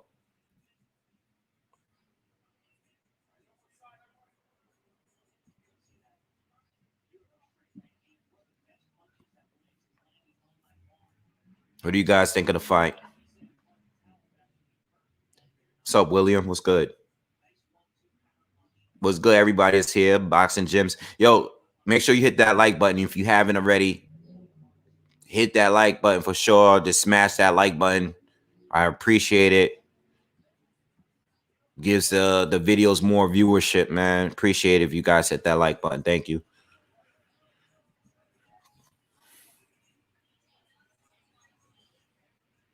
All right. We're going into the 10th round now. And not for nothing, but if Williams can keep that up for the rest of the next 3 rounds, I'm not saying he would win the fight, but it would give him a better chance of at least getting maybe a draw or something like that. I don't know, but it would be a good, strong finish if he. I think he needs to win the rest of the round. So if he can keep that pressure up, then that's his best chance of winning or at least getting a draw out of it. But the knockdown is the key. The knockdown is the key. But he needs to win this round. All right. He's keeping that pressure on Andrade still. Andrade's tying up now. Andrade's tying up a lot. We still got a lot of rounds to go. Andrade, nice 1-2 to the body. But Williams is pumping that jab out. Another right hand lands by Williams. Williams is staying on Andrade, man. I think Andrade is gassed out. He might be gassed out, man. Williams is coming forward, being relentless. Andrade's just moving right now. Oh, nice uppercut landed by Andrade again. That same uppercut he's been landing all fight. Big shot landed. But Williams is still there. Tough fight. Right hand landed by Williams again. Now tied up. Tough fight for Andrade. Very, very tough fight for Andrade. Still got a lot of time left. Andrade with the looping left hand, which was blocked.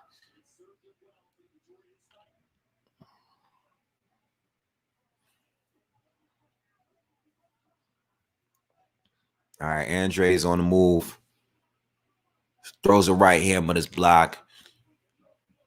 We got a minute left. Yo, this round is not secured. It's not a clear win for either one yet. So one of them got to do something this last minute. Williams won the first half, the first minute of the fight. Andrade started coming back. So let's go. 40 seconds left in the 10th round. Another uppercut landed by Andrade. Oh, another right hand landed by Williams.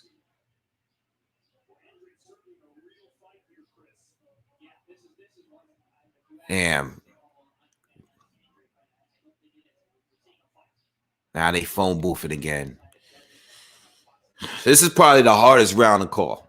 I would say that this round here is the most debatable out of all the 10 rounds so far. Oh. All right. These guys are really going at it. The ref had to break them up. That fight, swing round. 10th round, swing round for me. 10th round, swing round. So whatever they give that round, whatever you guys give that round, I don't think that was a clear round for me. How you guys see this fight, man? What do you guys think?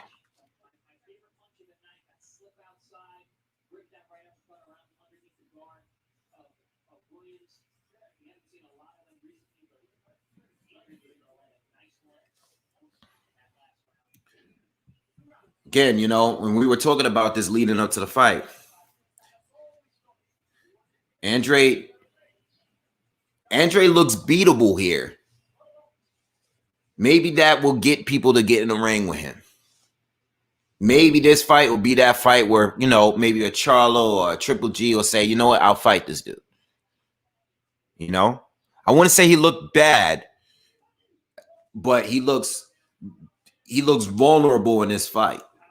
It's not the first time we've seen him like this, but Williams have been taking in the punches, and he has been keeping that pressure on Andrade. You know, he's making Andrade really work. Like, if Andrade's going to win this fight, which he should, people are going to remember, like, yo, that kid Williams gave him a tough fight, you know? All right, but to me, Andrade is still winning this fight. Andrade's back on the move, keeping the jab. Williams is staying on him, but nothing connected yet from him. Then Andrade's trying to set up that uppercut again. Yep, just shot it, but missed.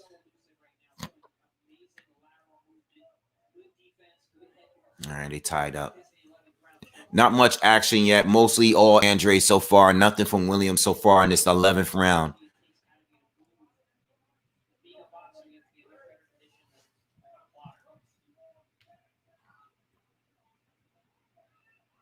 All right. And Williams is starting to put the pressure on him. Got him in another headlock.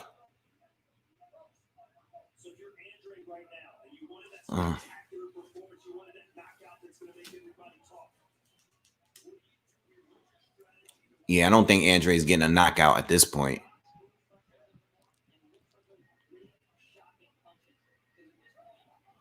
Just an ugly round so far. If you're just tuning in, an ugly round, not much going on. They're definitely both fighting, but not a lot of clean shots. Andrade's definitely winning and controlling this round. Oh, nice combination by Andrade. Finally opens up. But Liam ate it. Liam's still coming forward.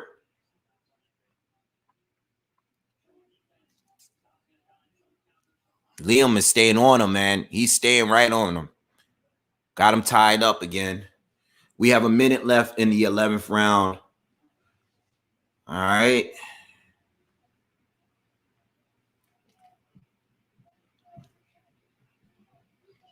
Good jab landed by Liam. Liam keeps putting him in headlocks and doing the Sean Porter to him. Oh, man. Oh, Liam, nice combination. Back in the phone booth. This is where he wants to be. This is exactly where he wants to be. Andrade looks tired. You know, he won the majority of this round, but Liam is outworking him at this point. This last minute, he's been outworking Andrade. Oh, uppercut landed by Andrade. They tied up. Liam going to his body. All right, round done. Round 11. One more round, y'all. I'm drunk, bro. Yeah, the clinching is tiring out, Andrade. I see you, Super.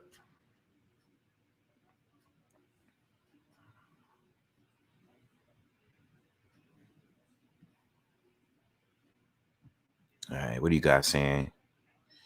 Andrade looking for the Shoryuken uppercut. Yeah.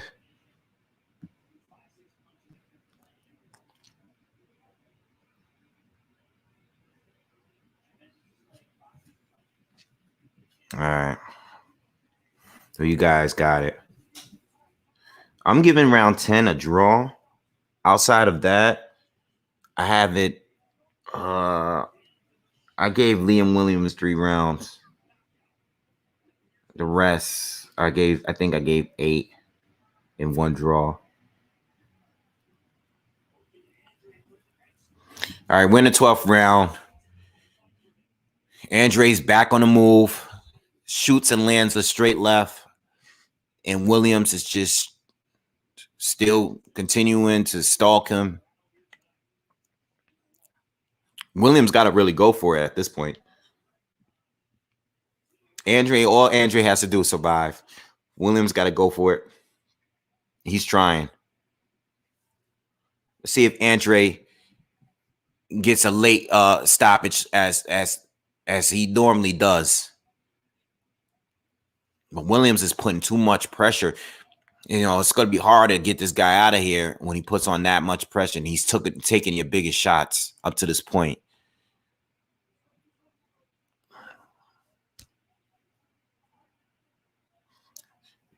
All right. Boom. Williams is all on him. They both tired, man. They both tired. They're both tired. Williams is trying to close a gap here, but he's smothering himself too, and that's another problem. You know, he's definitely smothering Andrade and keeping the pressure on him, but he's smothering his own punches. Big looping left hand lands by Andrade. Big shot. Hurts Williams a little bit, but Williams is still on the attack, and Williams falls on Andrade, and they're both on the ground now. All right. We halfway through. We only have a minute and 20 seconds left in the 12th round. All right, let's go. They're both exhausted, man. Williams got to go for it. Oh, big uppercut. No, that didn't land. All right, let's go. A minute left. We got a minute left in this 12th round, and Williams is continuing the pressure. Andrade lands an uppercut, and it still stays on the move. Williams shoots and lands a right hand, and they are back to the clinching.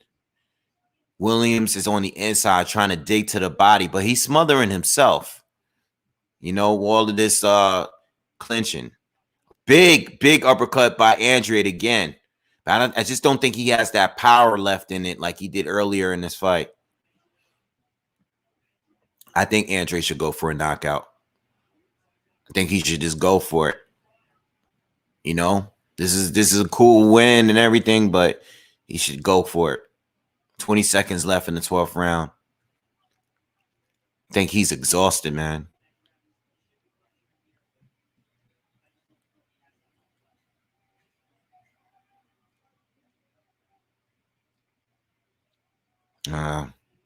Round's coming to a close. All right. Fight's done. Show respect, man. All right. It's respect. It's much respect now. All right. They respecting each other. All right, cool. Good fight. All right.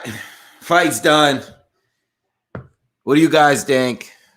Let me know. Let's talk. Let's talk for a few. Let's talk.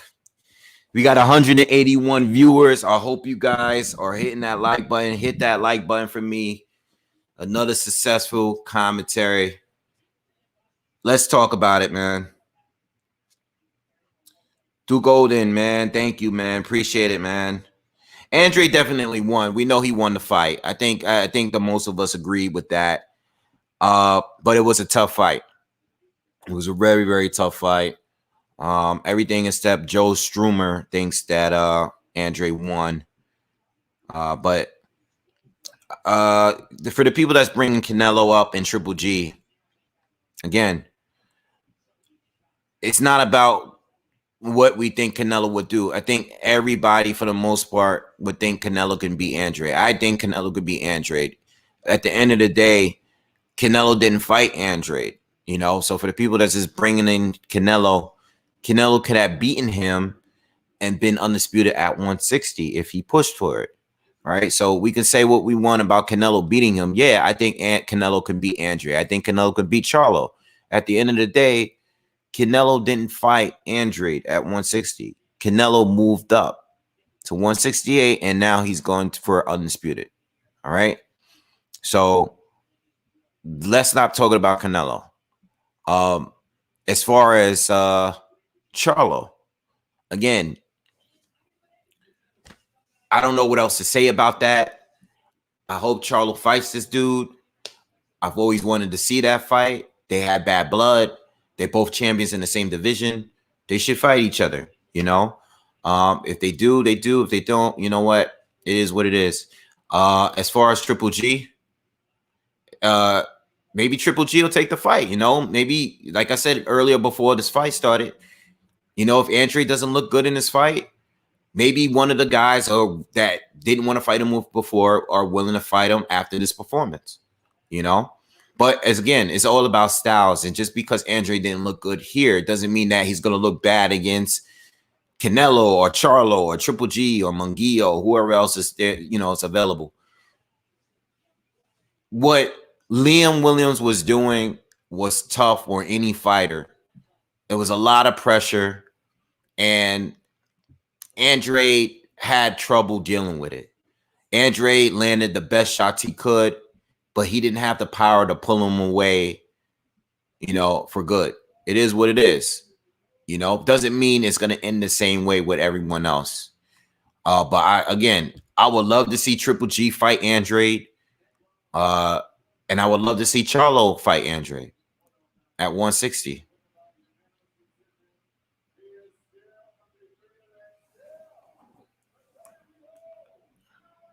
All right.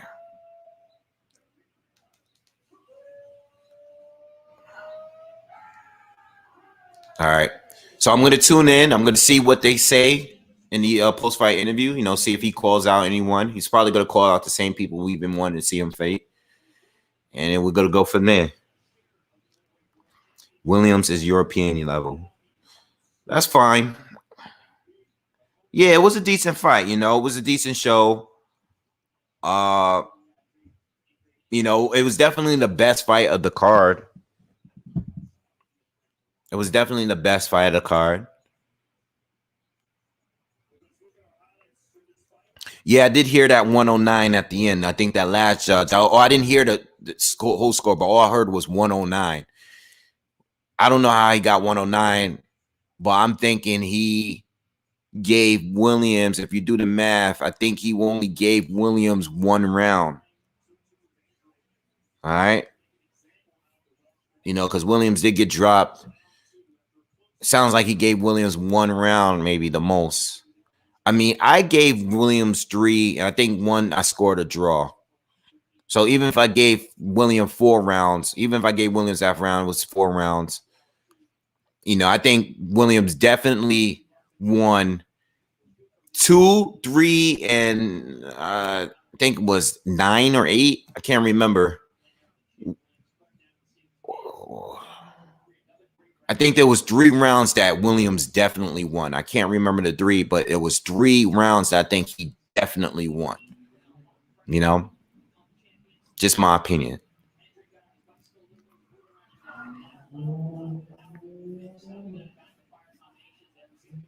There was only 1 knockdown.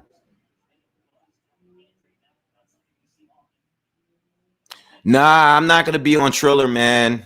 I'm not gonna be on Triller tonight. I'm not gonna be on here, man. I wanna go out. I wanna go out, man. I don't want to do 2 full cards tonight.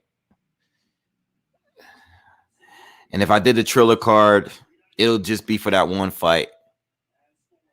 Well, what time is it? We got 6:42. I think the Triller card starts at 9. If I come back, I'll let you guys know, man. I just want to hear what Andrade says.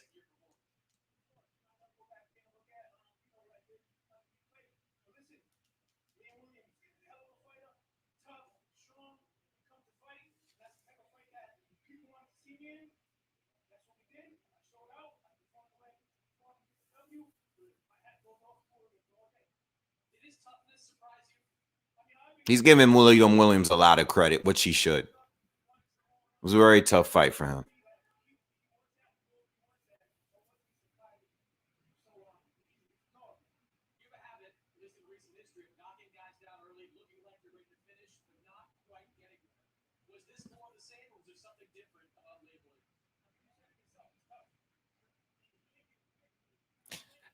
Yeah, the commentator asked him, "You have a history of hurting guys early and not being able to get them out of there, and was this fight the same?"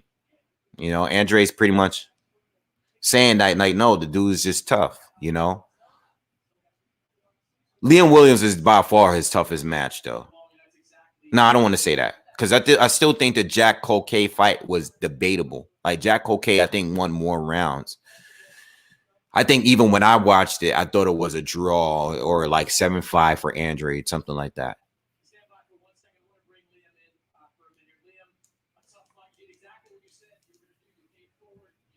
Yeah.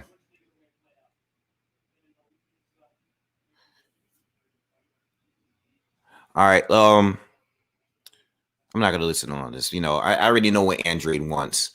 Yo, again, hopefully DAZN can work something out with Andrade to get him in there with a top fighter at this point.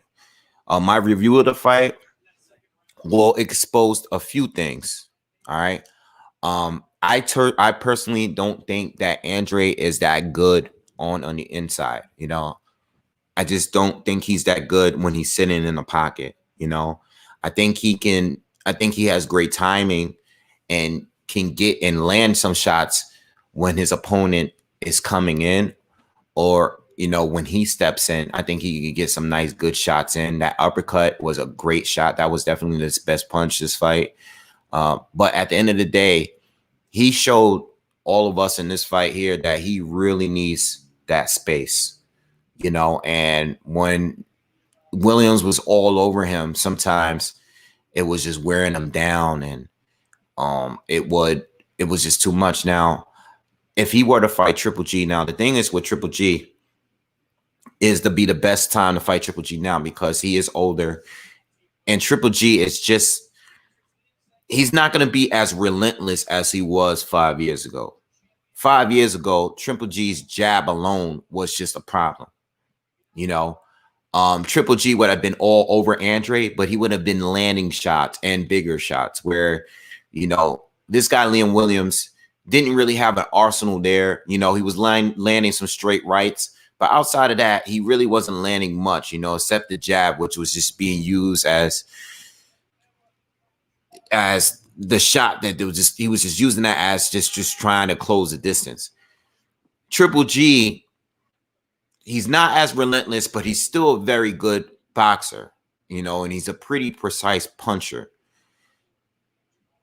Triple G has those hooks. He has going the body. And if he is going to get close to Andrade, he's not great like phone boofing, but he would still, he would be hard for Andrade to deal with his pressure. Just because of his jab. I don't know what Andrade would do about Triple G's jab. He would need to know, he would need, yes, that uppercut was a good shot. I can see that, him timing Triple G as he steps in with that shot. Wait, you're interview any?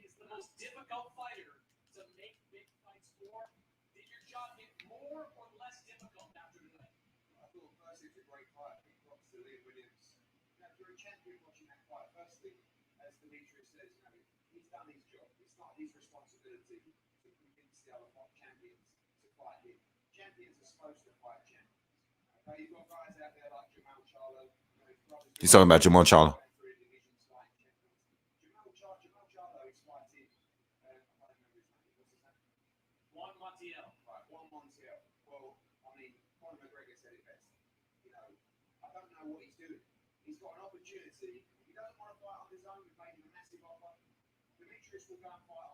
Yeah. Hearn is saying, listen, if Jamal Charlo doesn't want to go and fight, I'm glad he's saying this though, because you guys know how bad I want this fight. Jamal Charlo, he said that if he doesn't want to come to the zone, Demetrius will go over there and fight him. You know?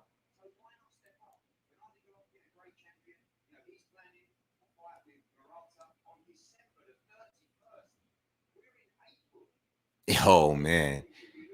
So Hearn says Triple G is planning a fight with Murata on December 31st, and we're in April. You know? So Eddie Hearn is basically saying champions have to fight champions. We need a unification. Why is Triple G? You know, you got all this time. Who are you going to fight? You're going to fight Murata all the way in December. Jamal Charlo, if you want the fight, we'll go to Showtime to fight you, you know? So I agree with him, you know? Yeah, but, you know, I'm sitting here talking about with Triple G. Triple G can do a lot to give Andrade trouble, but Triple G is older than what he was, you know? And even Andrade, you know, Andrade is 33 years old. I don't know if he's turning 34 soon or not, but it doesn't matter. At the end of the day, I'm tired of talking about what would happen if these fighters fought instead of actually talking about, you know, what's happening. You know, I would love Triple G to fight Andrade. I would love Jamal Charlo to fight Andrade. But I personally think that Eddie Hearn will have to cough up a shitload of money. And I don't think Hearn and them really believe that Andrade is worth the kind of money that they would have to pay to get those guys in the ring.